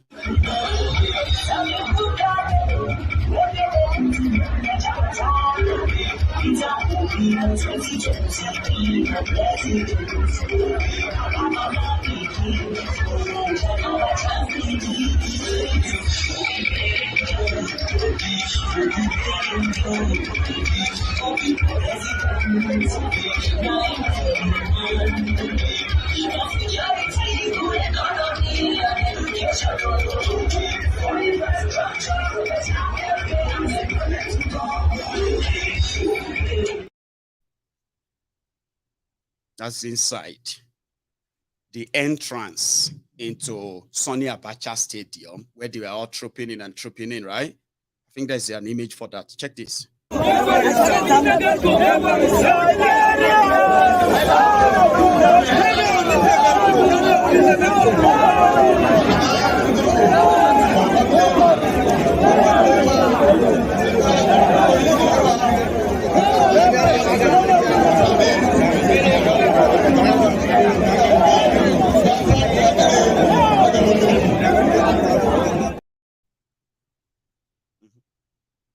That's Kano. So if anybody is still telling you that nobody know I'm for Kano, nobody know I'm for the northern Nigeria, you have seen Kaduna, you have seen southern Kaduna, you have seen Mina in Niger State. Now you are seeing Kano. Ababa, I tell you, sir, there are other things they did there. That will tell you that, people that are not paid. Don't forget that, too. My ego, you they believe that nonsense. I know they give shishi. Papa, next time, go to any of the rally. Watch them. Record the video. Send them to me. I go share them. Even though anything where you, this time around, with what I'm witnessing today. Are you with me? There is nothing you can bring up against this Obi. that the obedient army as they are will not shut down. Even if it's true, they will shut it down. It's insignificant. That's how much determined they have been. That's what I've seen. That's not me. That's what I have seen. And I say what I see. I don't try to say no, that I didn't see that. I'm not going to pretend what I see. I would say I didn't see that. Show them where Obi, video Obi, loading money, anything in the bag and everything, they will tell you, go and do more Photoshop. We'll go still support Obi. That's how much it has become. And I'm saying this not because I don't know that the establishment is so shaken enough that they will do whatever it takes to stop him. But can't you ask yourself that if they have something they can use to stop them, by now, they wouldn't have done it. Small person come, tell us about Atiku's SPV. Small shake and all of that. Atiku, what do you call it? Festus Otobokeyamo is already in court. Say, I am ready to die. If I die now, Atiku, Baba, calm down. Nobody they kill you. All of you now thieves. Who you they try to impress? I will go to court so that this country we have to do justice to this thing we discover about Atiku. You think say they will get something on Obi? Reno Mokri and the rest of them, they will not be issuing different court cases right now. Say, Obi. They no get. You know, no? So I'm here to show you how much and things you should pay attention to. Don't compare them. That's the mistake some of you are making. If you want to compare their crowd or anything, you are making a big mistake. And I am just here to tell you, and I hope that your fantasy come to pass. And this is not going to be the shock of your life when the whole house start going down. You get it? You know, have you ever seen a scenario? A scenario whereby this whole thing now goes down. And right before your eyes, you started seeing your criminal leaders desperate. Imagine, for example, write today's date down, okay? Just imagine that by the 26th or 26th of February, imagine Tinubu and Atiku and Kwakwanso going on national television to accuse Obidients of rigging. Say you no go no say omo wahala. APC say Obidients are rigging. That's what I'm foreseeing. So at the end of the day, some of you who are rooting for them, supporting them, you may end up saying, this is not the turn to shame. Me, I know they for this one. Or maybe I say these people they don't do us shaggy now. They don't deal with all of us. So me, I want to be alive to witness the destruction of this establishment. You don't know. You have no idea. I want to live to witness it. If the obedient are those who are going to break the record, fine. Do it. Let the fish weigh one rotten. Start rotting from the head. Let's stop pretending. You get what I mean? Sure you get. I'm telling you to pay attention. You are telling me that nothing did happen. That's what you said 8 months ago. Today now you are now saying even though it's gay, he cannot win. But you don't forget, say in just they play. About 8 months, right? No a year, 8 months. They became that threat. Igba agree. Igba accept. When they tell you say Tinubu Tilule, cardiac arrest it be Kolu. Is that when you're going to believe that something is wrong? Enemy of Kolu have got because see, karma. When you see these people obedient to all of these guys, now karma. Yeah, they pray for them. May them be the karma delay. You know, the karma delay. Everybody go back to base, especially all of you who are laughing at us. They are killing your brothers and sisters because of Nigeria. You are laughing at them because you are supporting APC. You are laughing at them. Say Yoruba nation now. Yoruba nation now. That's something people are saying from the bottom of their hearts. You are Beroni Jekujele Bisofahed. You decided to start mocking them. Where is your you are now saying you are now Eyolushi. You are now calling Cotonou Sunday Igbo country because of Tinubu. Ejaloma, get ready. You better start seeing all the logo of different groups that want to Yoruba nation as your plan B. Because the day if Kolulule, the day that Kolulule, Emi ati I'm a moon conleo. You better get ready. Any smart Yoruba nation, you are mocking yourselves. You are mocking your own heritage. You are mocking your real source, the real you. You think say you are doing that because of Tinubu? Just thought that you had that too. Now your own problem with that. But anyway, Bismillahirrahmanirrahim. Alhamdulillahi Rabbil Alamin. Amin. Alhamdulillahi Rabbil Alamin. Ar-Rahmanir Rahim. Malik Yawmiddin. Iyyaka na'budu wa iyyaka nasta'in. اهدنا الصراط المستقيم صراط الذين أنعمت عليهم غير المغضوب عليهم ولا الضالين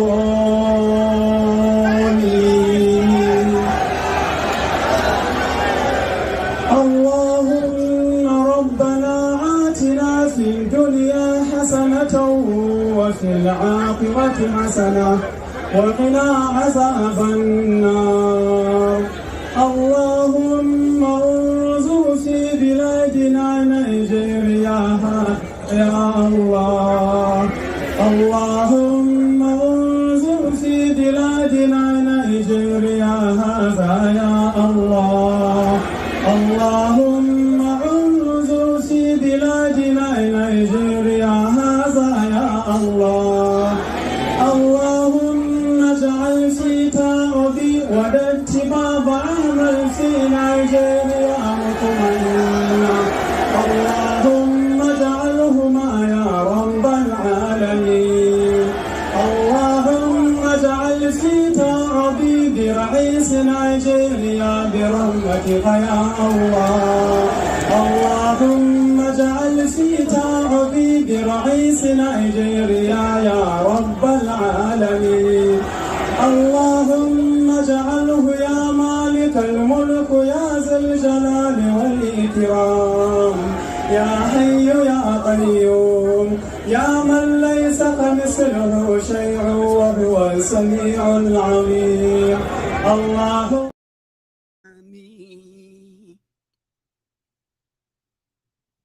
Okay. Amen. Baba, in Yoruba land, they say if them pray for you, just say amen. Then pray for you, no say amen. If them curse you, what you go do? You don't go fight. And you know, Amen. That was Kano today. And it was for the Obidients. Are you following me, by the way? Are you? No? It won't complete if you don't listen to what he actually told them there. And it's also brief, like as usual, right? It should be part of this.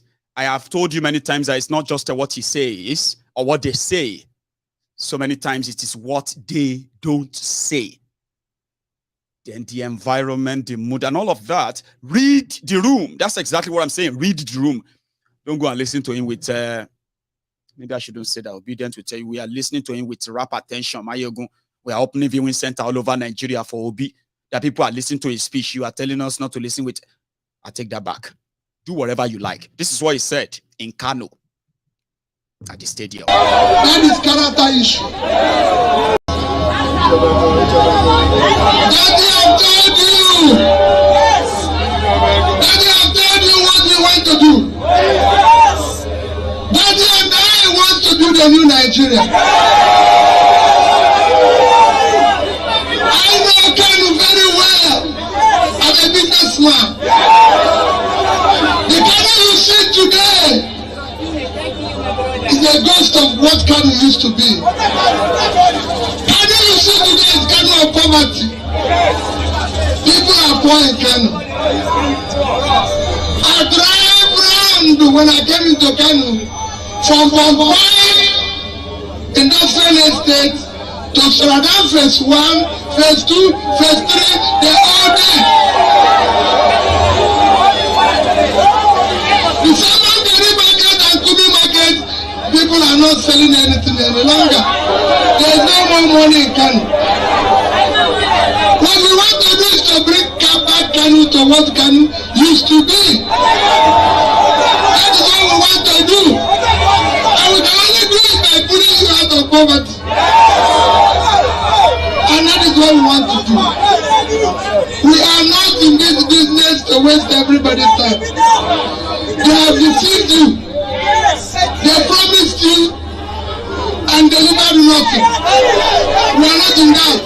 We want you to take what we are saying and you will see it happen.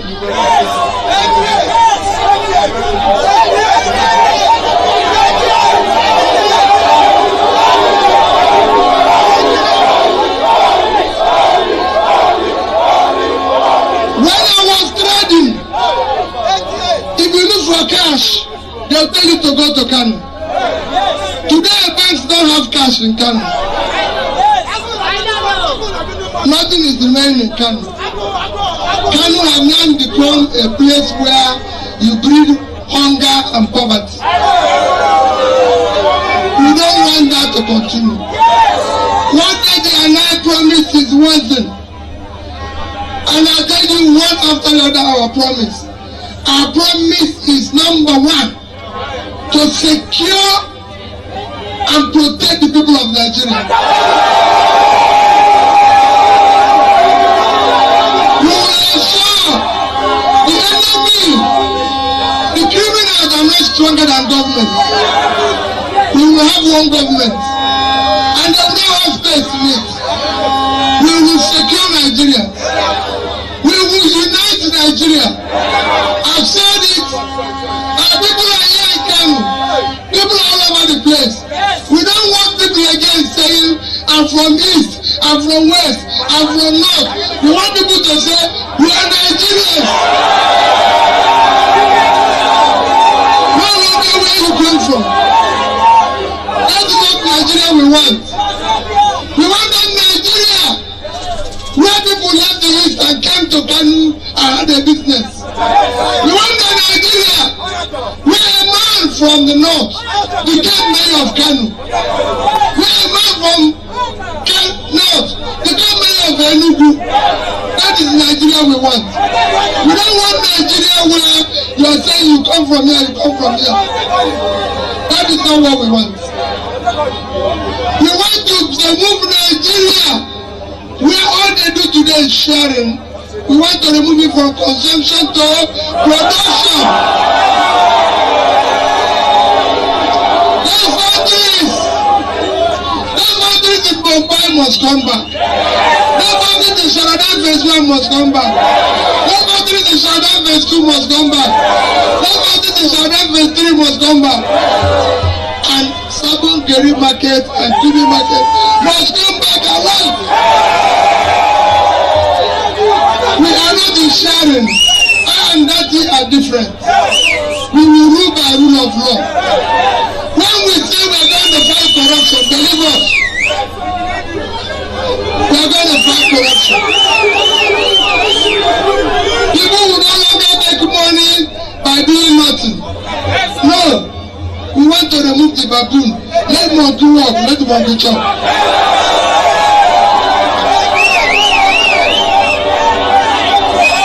That's what we want to do. Daddy and I have said it. This election this year, let them not be.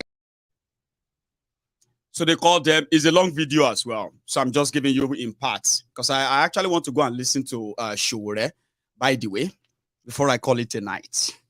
I want to listen to Shure. Here you get. Somebody was asking me, Mayegun, who are you supporting? Baba, she omo primary 5 in any. You be 5 years old, I'll be waiting. I spent about 30 minutes to explain to you, right? That I've not got any dog in this fight. But when it comes to what Nigeria is currently like about to get involved in, I don't expect anybody from APC and PDP, right, to look out anywhere, right, and expect any sort of a fear, what have you. And I said, the Obidients who have now presented themselves as your karma, I am just your referee. Sure, you get the referee that is going to tell you the truth about all sides. Sure, you get. Then you can then form your own opinion and say, is this where everything is going? Is this what is going on?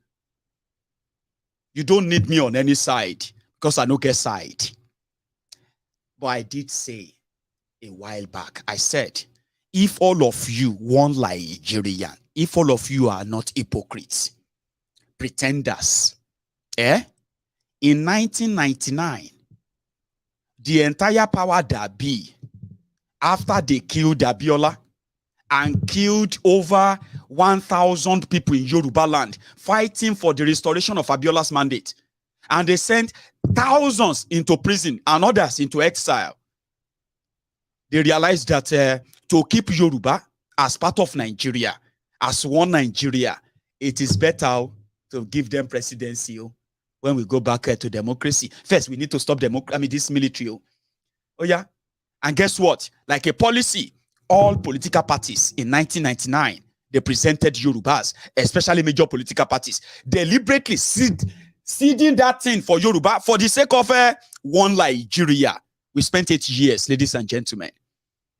Today, with what we have seen, the Igbos, since 1960, they have never, ever, ever been the leader of any part of, the leader of Nigeria in any capacity. Talking of a president, either military or civilian. Now, if all of you now want to be honest with yourself, with your one Nigeria, the Igbos are fighting to leave Nigeria. If you care about one Nigeria, you will cede your presidency to them. Just like that. Just the same way they gave it to the Yorubas in 1999. I'm not too young. Maybe you are too young anyway, okay? I may be your uncle if you are a small boy of under 24. Yeah, I'm not too old, but I'm your uncle. So I'm telling you the lie. I'm telling you the recent history now. The military, the politicians, the elite, all of them, they said to keep Yorubas as part of Nigeria. If not, Abiola, they don't kill Abiola. Send others to jails, others to exile. Now just waiting war before Yorubas will say, we are done. That's what gave Afeni Ferry, Nadeko, that's what gave them their prominence in Yoruba land today. They are politicians. These are the Yorubas who came together to say, we are going. No, Nigeria doesn't belong to, we don't belong here. We don't have anything here. So if the Igbos are doing the same thing, there is no better time, especially now that a Fulani madman has divided Nigeria this much. There is no better time for all of them, the owners of Nigeria, to consensus. By consensus, everybody should present an Igbo man. Unfortunately, Obi is Igbo man. But Obi was not presented by the Igbos. In fact, as a matter of fact, the Igbo elite, Igbo politicians, they are not supporting Obi. And you know that. His own state governor, Soludo, publicly, riled him. You know that. So how dare you now go about, because of your tribal ignorance and illiteracy, go about to tell them that Obi is an Igbo president. So you don't need me. I said, if your country is a real place, an Igbo man should be the one standing for election in APC, in PDP, in everywhere, to show to them that you care about them. They are part of Nigeria. There is not, you know what I mean? But you, Olori Brukus, will be saying that the Igbos should show more commitment to Nigeria. What is the commitment that the Yorubas have shown to Nigeria that the Igbos have not shown? Tell me. You see them in commerce. You see them in different parts of the economy, contributing hugely. In your politics, they are there. You have Igbos in APC. You have Igbos in PDP. You have Igbos everywhere. But because of your frauderia and the Cold War between Nigeria and the Igbos, the only ones who are ready to play the ball and sacrifice their people are those who are given the stipend. An Igbo man that says he wants to be president of Nigeria is like opening an old wound. So I said that. I said, for that equity, if you all want to be honest with yourselves, you should get let an Igbo. As this time around, to show to them that they belong to Nigeria, you will allow them. They did it to us in 1999. They gave it to Yorubas. So don't come here and start lecturing me as if to say where I belong really matter more than the message I'm actually passing to you. Cross-check them and tell me where I was wrong. Then I said, if we now don't want to do that, which is actually the right thing to do, right? Omo Yele Showore will be my own choice. But because of what I just said now, as a matter of your national unity, you will let an Igbo man be your next president. Don't pretend that it's an abomination. But because an Igbo man wants to be president today, a lot of you, as educated as you are, as exposed as you are, as sort of advanced as you think you are, tribalism is now blocking you. You become so stupid, and your education no longer matter. And you boldly say, I cannot leave my own tribe, man. But you are shouting one Nigeria. The Igbos need to sit up. They need to sit right. What has Yorubas paid as a price in Nigeria that the Igbos haven't paid or more? Tell me. You don't need me, Obidients. You don't need me. All of them don't need me. I'll be referee in your fight. Anybody will win. We'll go follow them up after that. Because as they say, all promises cancelled, right? And then another problem coming. All these are APC. Al-Qaeda People's Congress, APC. All promises cancelled, APC. Another problem coming, APC. But Baba, like Wike said, if they say heaven go fall, may heaven fall. We go talk say, now during our lifetime, heaven fall. That's if we live to tell the story. Or whatever is going to happen there, let that happen. Let's go back to Kano, a quick one. He added this as well, before I take you to Benue. Please don't go anywhere. Listen to this. That is character issue. He wants to identify them. We say we will fight corruption. Corruption is killing Nigeria. People are stealing public money. Daddy has never stolen public money. It is on record. He's not stealing public money. I was governor for 8 years. Go and check the record. I did not borrow money. I did not borrow money. If you go there, I was #1 in education, in health. I did the best road. I was not owing pension, no owing gratuity, no owing salary. And the day I left office, I left $150 million, over 30 billion.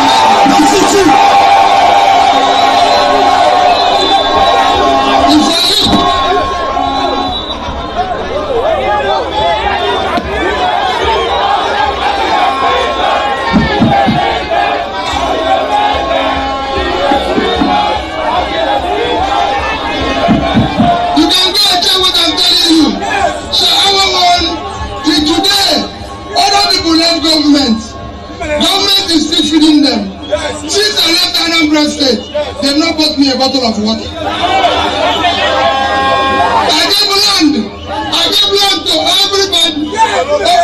Whatever land, go and check. Not one piece of land was given to me by government of Anambra State. Other people give their wife, give their children.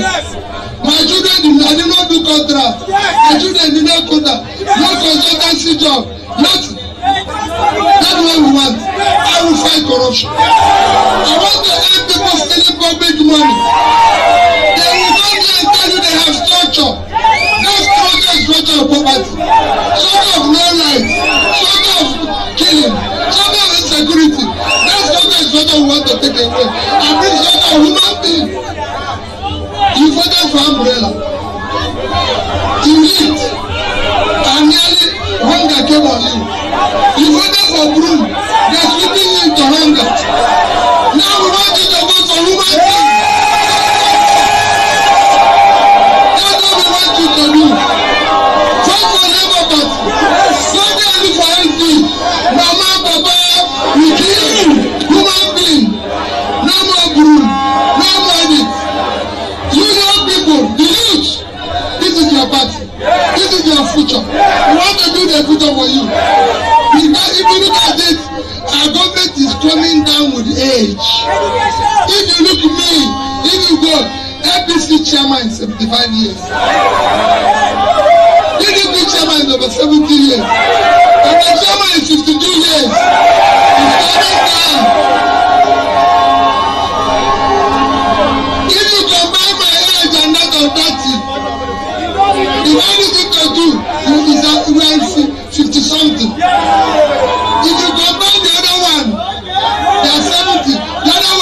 not your age. We cannot continue this way. It is not people's home. Go out and campaign for us. Election this year will be by competence. It will be by capacity. It will be by compassion. Those who care about our society. It requires physical and mental energy. Look at two of us. We are prepared for the job. You can't find us wanting. Anywhere you find us, we will be there. We are not asking for this thing. I've told you, but we don't want aid. We want governance. Nigeria is not producing anything. Your country is not producing anything. That is what we want to do. They tell you rate of exchange. They don't tell you rate of exchange. Now, for 700 to this, not be true. But because they steal money, they buy dollar. When we start stealing, it will come down.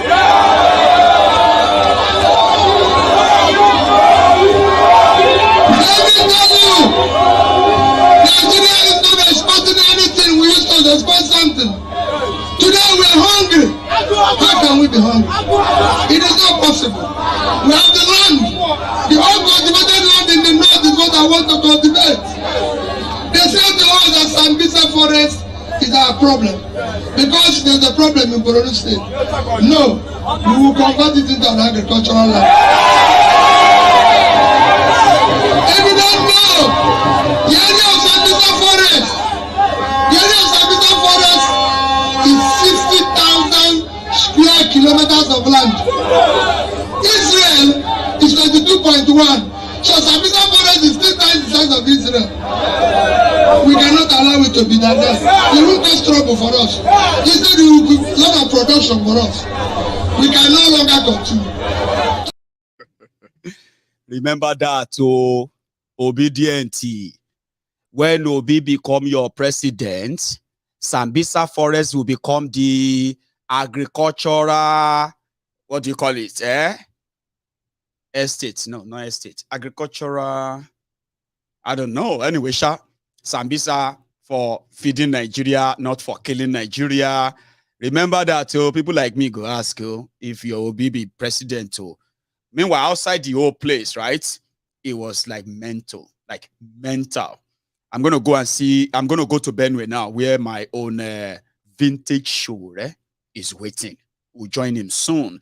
But outside that auditorium in Kano, right? This is what it looked like.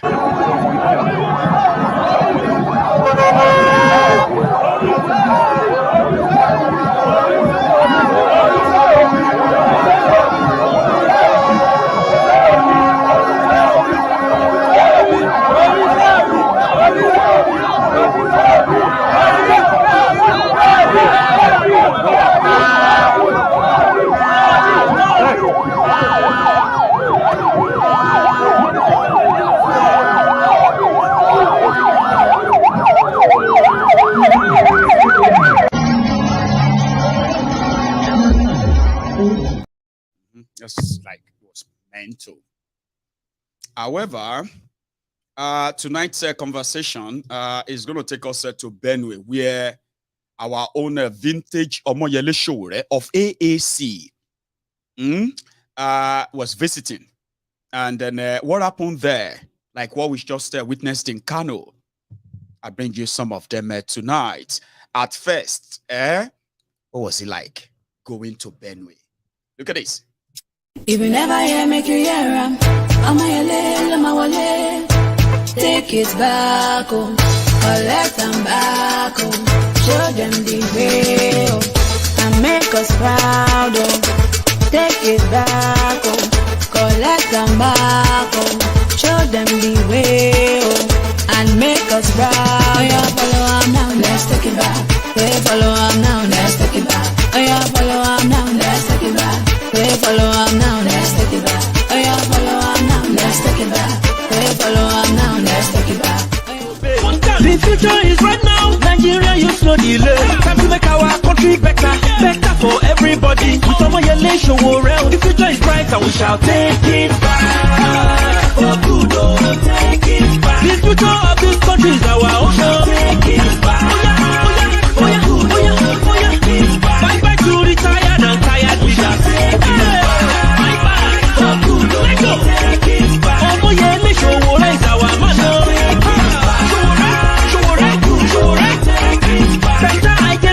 they move us forward.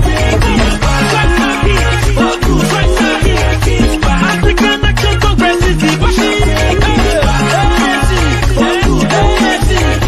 together we go make this country work. Take it back, action. Thank you very much. Thank you very much, Benue. Thank you very much, Makurdi. And thank you very much for the warm welcome. We came here to Makurdi to come and dislodge the old people who have ruined Nigeria. And we are happy at the welcome today. But the real day and the D-Day is tomorrow. We want to welcome you to our People's Assembly. So, those of you who know us and know us very well, we are freedom fighters. And we came here to bring about a revolutionary change in Nigeria. We are not playing at all. And we are very happy to be in the midst of the people of Benue State who are warriors themselves. It is very sad that on our way here, we noted that Benue needs rejuvenation. Yes. Benue needs new leaders. Yes. But the most important thing is that you need peace and development. And Nigeria also is in need of development and progress and prosperity. And we are the only ones who can deliver it to you. When I was coming down from the car, our colleagues told me that the primary school is very far. Yes, sir. Where we are gathering now. Yes. I was laughing at them because they are only used to candidates that cannot walk for 2 minutes before they start.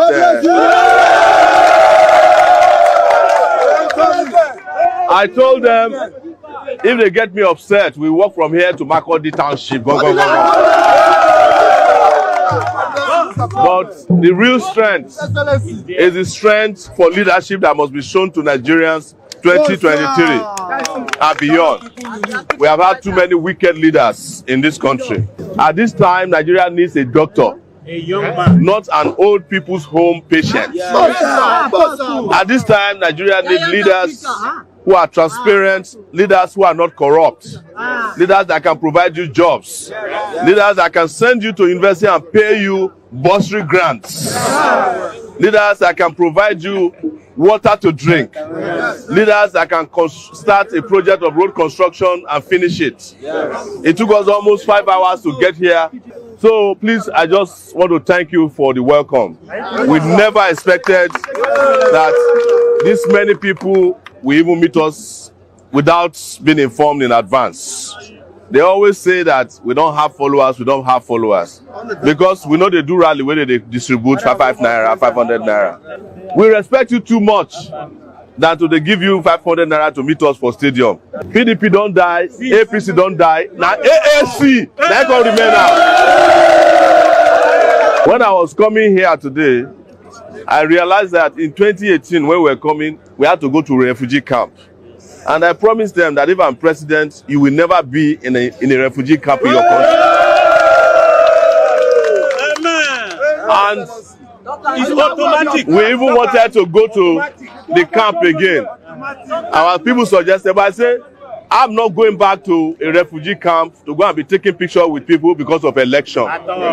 My conscience does not allow me to be using internally displaced persons for political reasons. If I support you, it will be private. And that's what we have been doing even after we left. We have a program for the refugee, the internally displaced people at the entrance of the place. But we know they talk for public because now shame say Nigeria get internally displaced people in their own country. Thank you. Show. That's actually not the show yet. Okay. So before they got to Makurdi, I think they were at a place about that they had to take a Kano. I love it. I wish I'm going to actually try and experience that next time when I go to Nigeria, by the way. But somehow, that's what I found there. Shore and his crew, right? Taking a boat a Kano crossing into Makodi before you see what you saw there and then what is going to happen after that. Let me show you. Eh?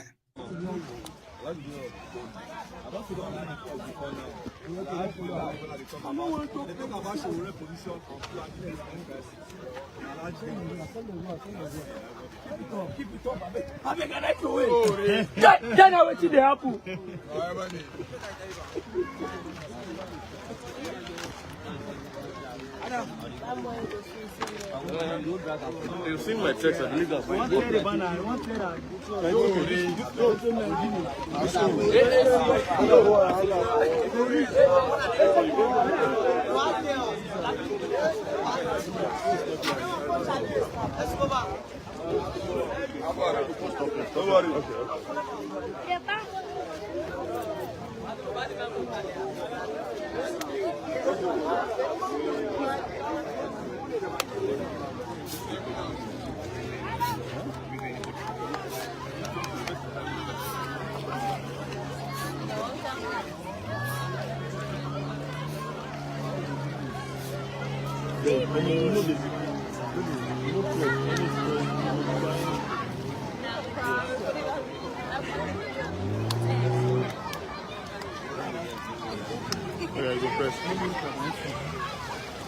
Oh boy.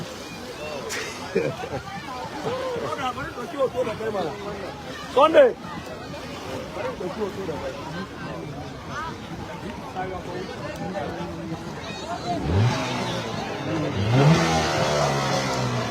Hey, hey.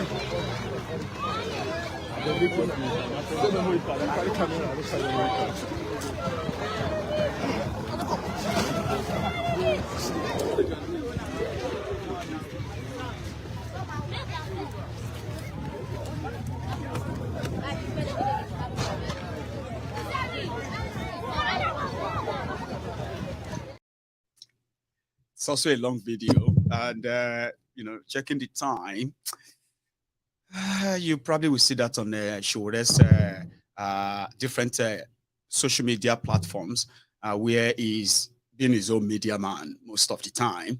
He covers every of his move, and some of them are great content where he's meeting a lot of people, and he's always just give him a mic, give Shore a microphone. He's going to take you on a ride of, and he call it revolutionary ride, something that is going to actually help justify your reason why you are never going to like the establishment in Nigeria. Others are saying Shore should merge with Obi and all of that. No, things don't work like that, okay? I have told you. Obidients, eh? Una big enough, we be say una get that, you get that force. Of course, if everybody joins you, it makes you bigger in a way as you think, but that's not how things work. There's something called clash of ideas. Here you get. That is what people didn't factor out when they were forming APC, Ekbekebe. A lot of criminals, rogues, all of them came together. They said they want to rescue Nigeria. You obedient. Whatever the idea that Peter Obi is promoting or selling, he owns it. And you have nurtured it. No be everybody go join you. And I've told you, stop asking, stop telling people to stop what they are doing to join you. Okay? It reeks of sort of a desperation, but you shouldn't be. You are actually the one everywhere. Shore believes in a revolution, right? And that revolution will actually have to take some of the people that are going to help Peter Obi to fight the same establishment. They are people from that same establishment. Shore's kind of revolution will have to jail some of them, chase some of them away, never to work with them. So why are you asking him to drop it and join you? But there's something that will actually connect all of you later. When the clash between the Obidients and the establishment, if it snowballs into a real revolution, Shore will drop his own presidential worldview and he will join you. In fact, he will lead. That's something you can bet on. You don't need him to sign out. I'll tell this one. Stop what you are doing. Come and join us. Stop what you are doing. Come and, be so they work. Life, no, they work like that. Some of these things are ideas. And some of them are indeed not similar to the idea behind the obedience. It's an advice. So, kuna no strangulate me because of that. So, or if you try that, say, many way they want lay. I just thought you should know. Sure you get. Leave Shore alone. He's one of those who laid the foundation for the rage that some of you are currently using to fuel your anger against the system. Sure you get. He's one of the pioneers. He's one of those who actually made some of you believe that although you are young, traumatized, abused, or you are your oppressors, your traducers, these criminals, they are also scared of you. Only if you can stand together and stay together and confront them. Shore is one of those inspirer that inspire some of you that Obi is enjoying today, but no wahala.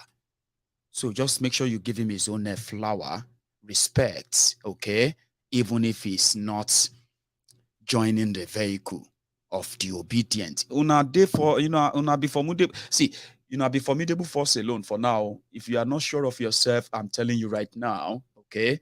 You have become something that even Obi told his people in Kano that you are no longer third force. Remember the time of third force, That you are no longer third force. You are actually the force now. Anybody who joins you are those who are going to whose ideas aligns with yours. But trust me, a lot of us idea that you might think aligns with yours is actually an idea to see who is going to destroy this establishment first to start with. Are you with me?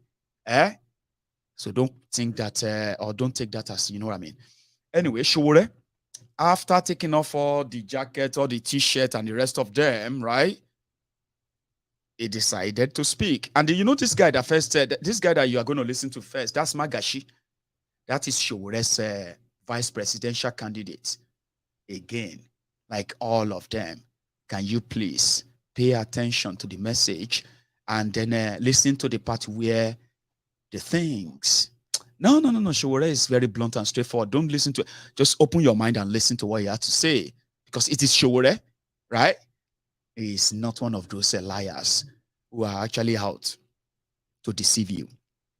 Good pension, their grandchildren would go and play with them. Let them lead the politics for us. So it is up to you, the people of Benue. If you want the old stock to continue. Hang on. I missed that because that's also like a bit of a long video. So before I let you settle into it, yeah, on YouTube, we were almost at 2,000 of us about 10-15 minutes ago.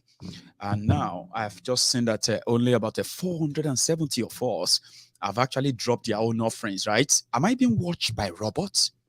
Like robots watching? Please take a moment, okay? Or a minute or two. Leave that comment section, okay? If you have enjoyed this conversation tonight very much, yeah, you need to register your presence here. Like that video. YouTube, Facebook, just like. Share if you haven't shared it, right? And subscribe if you actually enjoyed this. If I made you laugh tonight, if I made you think tonight, and if I don't think I actually made anybody teary tonight. Tonight has always been like on a roller coaster. Nothing to get your mood seriously bruised or something, right? No? Then come on, go on and like it and listen to this as well. I'll be back. Good pension, their grandchildren would go and play with them. Let them lead the politics for us. So it is up to you, the people of Benue. If you want the old stock to continue decay of Nigeria, go and vote for APC, PDP, NNPP, I will not have you. I hereby present to you a youth among you, a person that is not up to 52 years, to lead you and lead this country, develop Benue State and Nigeria, protect your rights, protect your interests. I hereby present to you Mr. Omole Sowore as the President of Nigeria. Please vote for him. Thank you very much.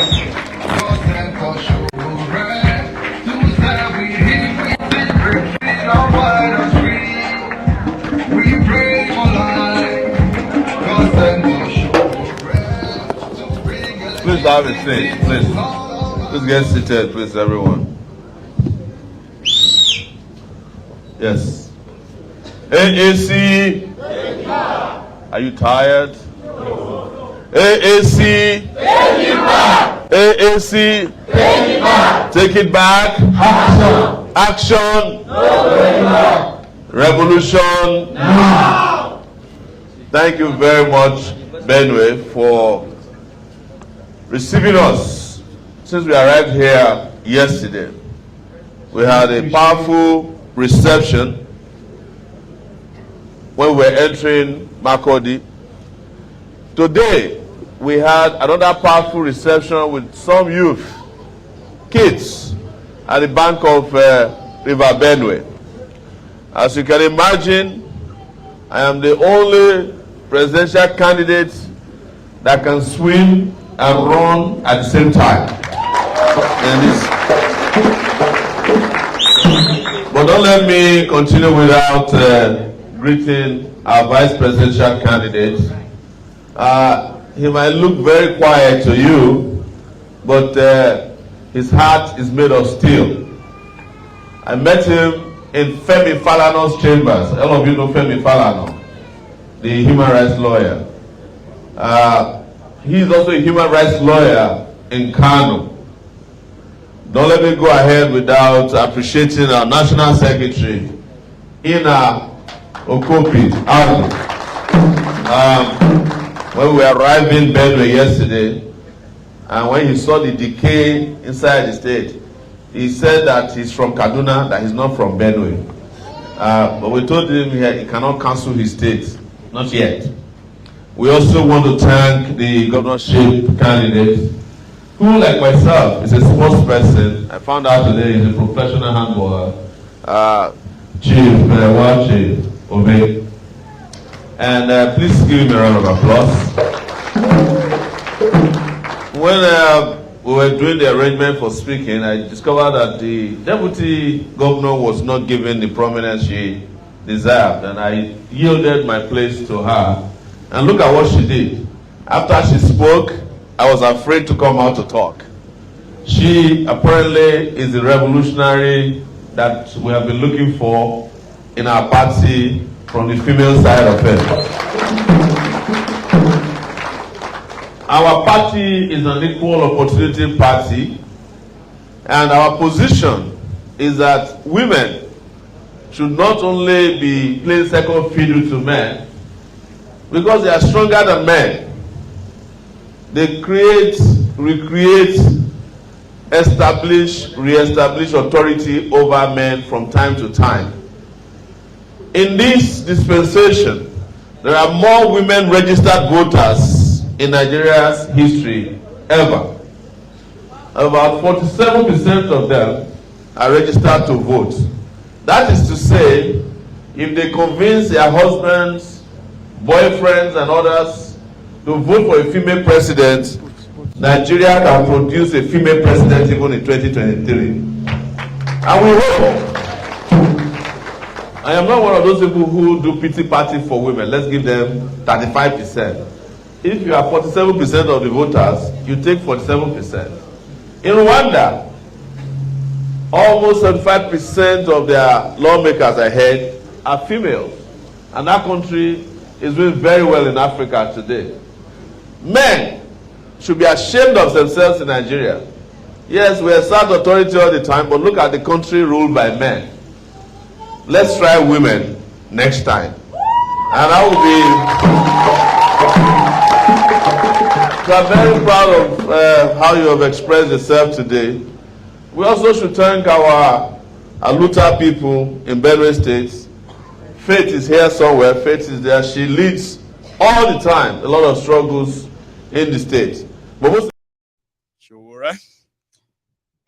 Given his crew, team, the sort of encouragement that they deserve, if you ask me. But where he indeed took the rogues in Nigeria to the cleaners should not be missed in this conversation, okay, before we call it a night. Same Benue, same venue, same audience, Same person, Shure, added this to his message to the Benue people. Take a listen. They are lazy. Like your governor, he prefers to be going from place to be doing G5 with Wike than to focus on the security of his people. And G5 now has become G failure. Let's see which excuse he will have for not paying salaries. G-string. Yes. G5 to G-string. And the G-string don't. The also way to deal with what Benue is, you know, when people talk about agriculture, people just talk about agriculture because they see orange on the road to Abuja. That's not agriculture. That one is subsistence farming. You know, the one you sell orange and go and still go back to the orange and you are still poor. This state should be mechanized. Instead of SUVs, you should have tractors everywhere in your state. And the world has gone past even physical agriculture. Now, you can plant crops without soil. It's called hydroponic agriculture. You can grow plants in the air. So what is stopping you is because you have people who have lazy mentality in the way they govern you. And what stops Benue, anyway, from transiting from the food basket of Nigeria to the technological basket of Nigeria? With all the great youth you have in this state, is it not from this Benue that some of the best musicians from Nigeria are from? So why must you do agriculture till you die if you have the talent to sing? Does it not fetch more money to be a singer than to be a farmer? Somebody else can farm, some other people. So there's a lot you have. But our goal is to feed ourselves in this country and feed the continent of Africa, and we are going to focus on Benue State as one of the sources of this particular policy. Because we cannot continue like this. And also, we have our intentions to make sure that the kids we saw today in their millions across the country, some of them are not going to school because they can't afford to go to school. We meet a very brilliant kid who was asking us why some children, she couldn't understand, she's 12 years old. She said, why is it that some children are poor and some are rich? Why is it that some parents remove their children from school so that they could go to farm? And why is it that some children are stealing? We said, they're not stealing.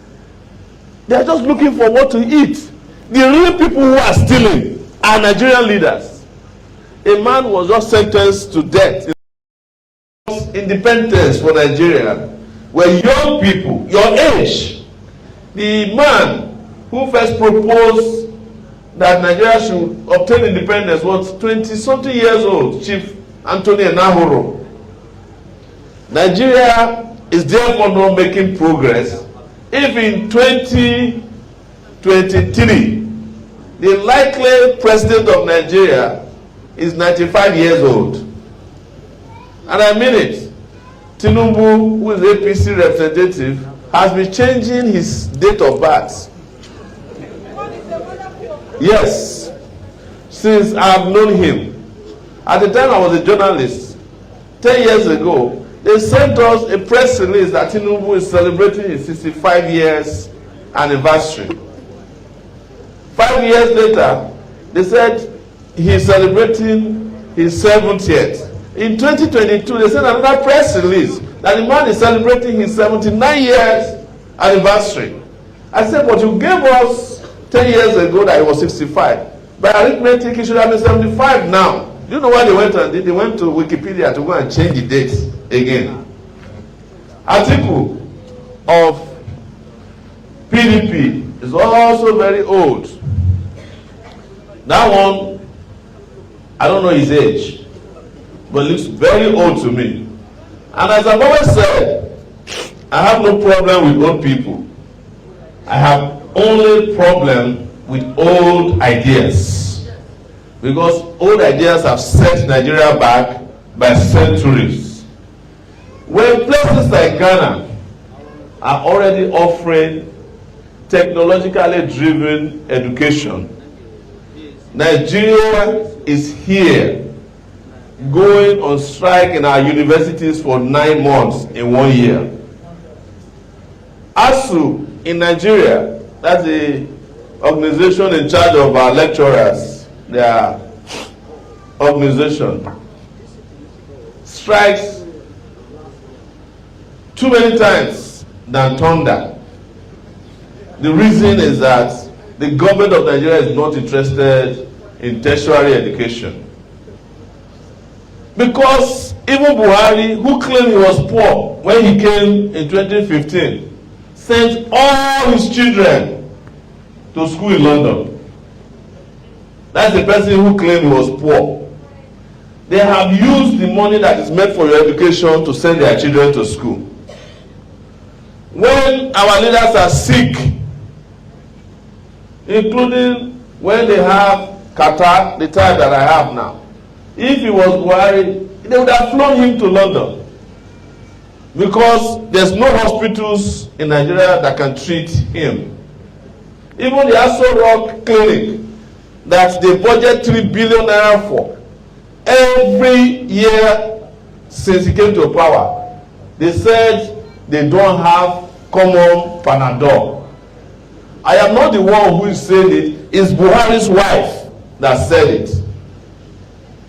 So, for how long shall we continue like this?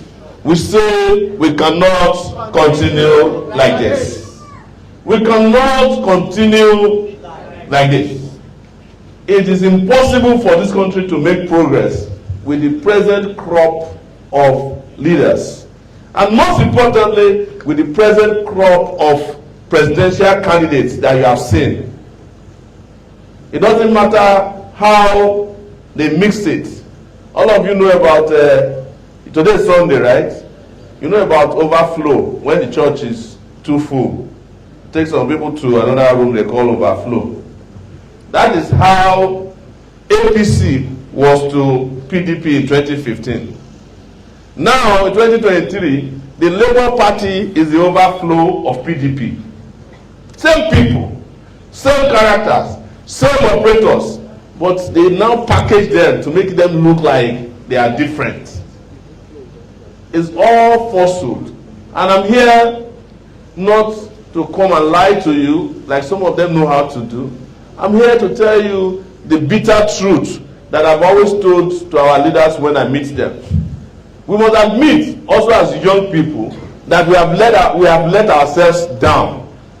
Why did I say so? Some of this nonsense that is going on in Nigeria, we could have ended them in 2020 if enough of us participated in EndSARS. We needed a revolution and it was looking at us like this. We walked away from it. Why?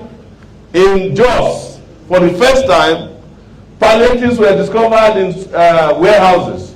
Christians and Muslims came together. There was no differences, and they liberated the palliatives. Our leaders were stealing Indomie noodles and hiding them when there was COVID. When leaders of serious countries were giving thousands of dollars to their citizens, even I, that was in Nigeria at that time, held up by the federal government led by Buhari, I was receiving money in America sent to my house, sent to my account, even though I wasn't living in America. Even when I protested that this money doesn't belong to me, they said, but you are here with us and you have contributed to our economy. There's COVID. Take care of yourself as well. But in Nigeria, what were our leaders doing? They were hiding Indomie noodles from you. They were stealing palliatives. Common Indomie, Nigerian leaders are stealing. They have no shame. Do they have shame? No. And now, they have gathered together again and lying to you that they can save you. They are lying to you. People who are governors for 8 solid years are telling you, people who could not turn their states to Dubai, that is United Arab Emirates, they are telling you that they want to turn Nigeria into Dubai after they have done 80 years. There's one of them, Wakwaso, Kwakwaso has been in every government since 1999. He was a member of House of Representatives.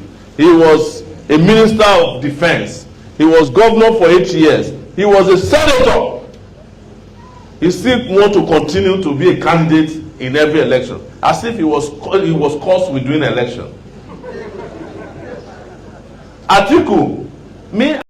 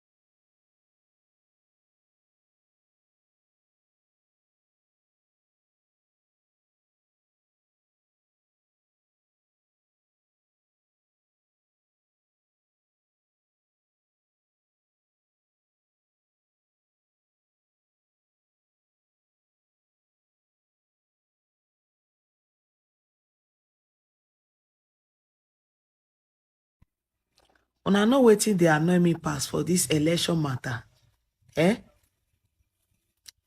Those of you now wey be say una dey abroad. Una dey abroad na comot for this country because una dey find good life for una self and una children. I make una run comot because this country e no good, e no let una stay. I make una run comot. But you can't comot now dey abroad. You dey from there they campaign for PDP and APC. Wey kill this country, wey make this country dey like this so. Wey not make you feel stay, you still dey campaign for them. Now Ogun go kill you. Now Ogun, there is no two ways about it. Ogun go do collaboration with thunder, fire you. The way you take go empty-handed, now that empty-handed, now you take come back. You dey enjoy the good things of life, oh. You see, government provide good road for them. Security you get. What anything way that you they pay for, you they receive and they receive light, good road, good social amenities. But you they say make we see the vote for this PDP and APC for here where you live, where you because of a wrong. It not go better for you. Anything where you lay your hand upon for that side, it not go move forward. Not because now karma. Now wait till you bring upon yourself. Now you they receive so. Because I can you imagine how this country don't die rich? The thing can't pay you. You can't run. You don't even consider people where it still run no way not female can reach there. All of them back for Libya road. Today now that they kidnap who they kidnap. They send videos to their loved ones for yeah. Make that they bring out some money, else they'll buy their pikin. You can't still get mad because you don't cross, you don't dare obodo ibo. Anyhow we work out for here, you not concern you again. You still the campaign, you still you get mad on your useless phone. On your useless phone, we go put you for trouble. Say you dey campaign for all these old men we kill this country. You not go better for you. Anything where you lay your hand upon for good, you not go prosper. You will never see light in your life. The way you say they pray for darkness for this country, light go run from you. Every good things of life go run for you. It go run for you and your family and your children. And your children. Because if they wish other children bad luck, how your children go take better, I don't go better for them. Now wait till you bring upon yourself, now you they receive so this early morning. Now I say me I can't tell you now where they vote, they say una want to say government and leaders where kill this country, where no one made this country better. In fact, today now youths now they don't get safe for this country. You still they agitate for them, not go better for you.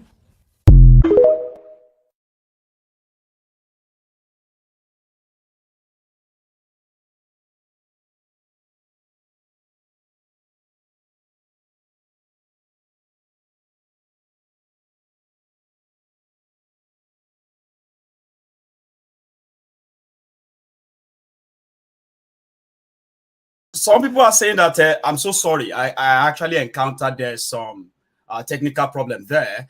Did you say the audio is 40? Can you hear me? Right. I'm going to check the audio, and I'm going to check that if I am already like somehow taking off here. So there's no point in just talking and talking and talking. Do you get that now? So okay now, yeah. Brilliant. So the intermittent one I put in there, you won't believe this, right? I had to like quickly restart the whole system and all of that to get back on track. So I have this closing remark I wanted to give, but I don't think it's so necessary anymore. Okay, I have been having this technical wahala all day, but somehow I have managed to keep it together to the end of the program. So I won't be taking calls tonight. We're just going to keep it the way it is, and we're going to do that some other time. Okay. However, there is thank you very much. Okay, so there is this thing you need to do before you go. It's late in Nigeria right now, I've been told, and in fact I know it's late everywhere. So thank you so much for being part of this all night. Okay, just do what you think is right for you, and in any way, right, people will still do whatever they are going to do. Okay, I have lost the mojo where I wanted to say something motivational and all of that actually addresses somebody's comment at a point, but I lost that. So there's no point in trying to get it back when we are already at the end of the program. But do me one very lovely favor. If you have spent your evening with me tonight, especially on YouTube, don't leave without dropping your offering. Like that video. I'll make it better tomorrow, and I'll take calls as well. And thank you so much for your time. I will see you some other time. And again, remember, if you love this, you can subscribe. Subscribe and then set your notification on. And hang on. I've got so much to offer. Ask those who have stayed around for so long, okay? And thanks so much once again for spending your evening with me. I'll see you some other time. Stay safe and good night.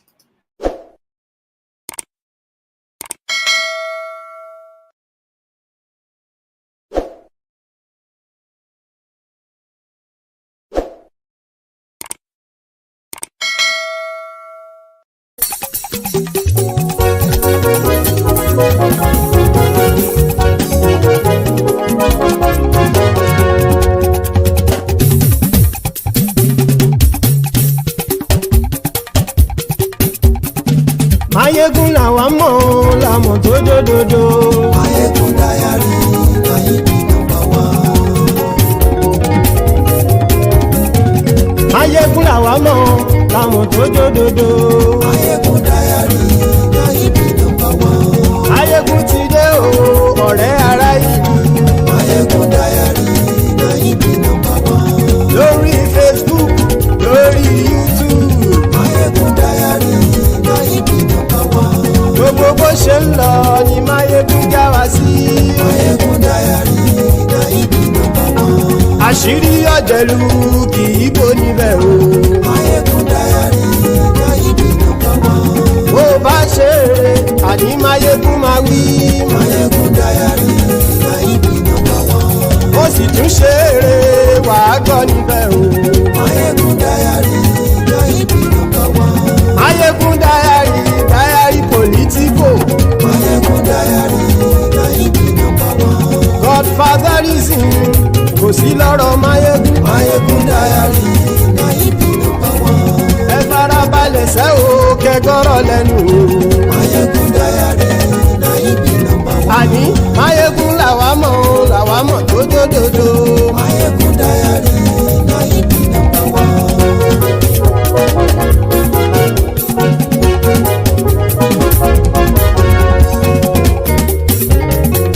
Àní ẹ̀sùn ràkì. Mayegun ti dé. Mayegun ti dé. Ọ̀jẹ̀lú ẹ̀sùn ràkì. Mayegun ti dé. Àní ẹ̀sùn ràkì. Mayegun ti dé. Lórí Facebook. Mayegun ti dé. Àní ẹ̀sùn ràkì. Mayegun ti dé. Lórí YouTube. Mayegun ti dé. Àní ẹ̀sùn ràkì. Mayegun ti dé. Bọ́ bàbá gbé Súnrákì. Ijó ìgbádìyẹ. Àníyàn Súnrákì. Bí pẹ̀sìdó bá rúfin o. Àníyàn Súnrákì. Bí gómìnà kówó jẹ. Àníyàn Súnrákì. Ọlọ́pàá tí ń gba rìbá. Àníyàn Súnrákì. Aṣòfin tí ń rúfin o. Àníyàn Súnrákì. Òpùrọ́ olóṣèlú. Àníyàn Súnrákì. Ọ̀jẹ̀lú ẹ̀ Súnrákì. Àníyàn Súnrákì.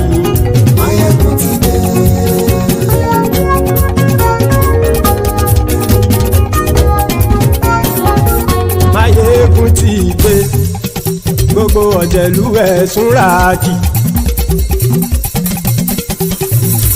Máyégún ti dé, gbogbo ọ̀jẹ̀lú ẹ̀ Súnrákì. Ṣùgbọ́n ní bá ti ṣe èyí tó yẹ kí wọ́n ṣe, ọmọ bá dèrò ní fi wọ́n níran o. Máyégún ti dé, gbogbo ọ̀jẹ̀lú ẹ̀ Súnrákì. Máyégún ti dé, gbogbo ọ̀jẹ̀lú ẹ̀ Súnrákì. Ṣùgbọ́n ní bá ti ṣe èyí tó yẹ kí wọ́n ṣe, ọmọ bá dèrò ní fi wọ́n níran. Wọ́n fowó bẹ́ẹ̀ o, Máyégún ó sọ pé wọ́n ò fẹ́ bẹ̀. Wọ́n fowó bẹ́ẹ̀, Máyégún ó sọ pé wọ́n ò fẹ́ bẹ̀. Oníkan ṣáàtì ṣe èyí tó yẹ kí wọ́n ṣe, fáwọn ará ìlú tó gbé wọn débẹ̀ o. Máyégún ti dé, gbogbo ọ̀jẹ̀lú ẹ̀ Súnrákì. Máyégún ti dé, gbogbo ọ̀jẹ̀lú ẹ̀ Súnrákì. Ṣùgbọ́n ní bá ti ṣe yìí tó yẹ kí wọ́n ṣe, ọmọ bá dẹ́rọ̀ ò ní fi wọ́n níran. Kì máa yí ṣe eré, ọ̀rọ̀ yìí kì í ṣe ẹ̀fẹ̀. Kì máa yí ṣe eré, ọ̀rọ̀ yìí kì í ṣe ẹ̀fẹ̀. Ẹni bá ti lè lẹ́bọ̀ lẹ́rù o, ọmọ bá dèrò kàṣàyè tú wọn síta. Máyégún ti dé, gbogbo ọ̀jẹ̀lú ẹ̀ Súnrákì. Máyégún ti dé, gbogbo ọ̀jẹ̀lú ẹ̀ Súnrákì. Ṣùgbọ́n ní bá ti ṣe yìí tó yẹ kí wọ́n ṣe, ọmọ bá dẹ́rọ̀ ò ní fi wọ́n níran. Tẹnitẹni ọmọ Máyégún ọ̀rẹ́ ara ìlú mọ̀mọ́ ni, mo fọlọ́hún ṣọ́ ẹ̀ bá kìlẹ́bù. Lóòótọ́ olódodo ìlú ọ̀tá ìlú mọ̀mọ́ ni, ìwọ ṣá máa ń ṣọ́ra kò sì mọ́ bẹ̀rù. Bọ́tà ń lè rí bóníṣègùn lé káwọn mọ̀mọ́ fi ṣera wọn ni, ó ti dẹrùn tí wọn ò gbọ́dọ̀ sè mọ́bẹ̀.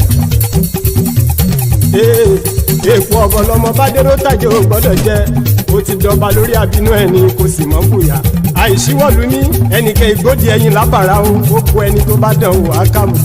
Máyégún ti dé, gbogbo ọ̀jẹ̀lú ẹ̀ Súnrákì. Máyégún ti dé, gbogbo ọ̀jẹ̀lú ẹ̀ Súnrákì o. Ẹni bá ti ṣe yìí tó yẹ kí wọ́n ṣe, ọmọ bá dèrò òní fi wọ́n níran o. Máyégún ti dé, gbogbo ọ̀jẹ̀lú ẹ̀ Súnrákì. Máyégún ti dé, gbogbo ọ̀jẹ̀lú ẹ̀ Súnrákì. Ṣùgbọ́n ní bá ti ṣe yìí tó yẹ kí wọ́n ṣe, ọmọ bá dẹ́rọ̀ ò ní fi wọ́n níran.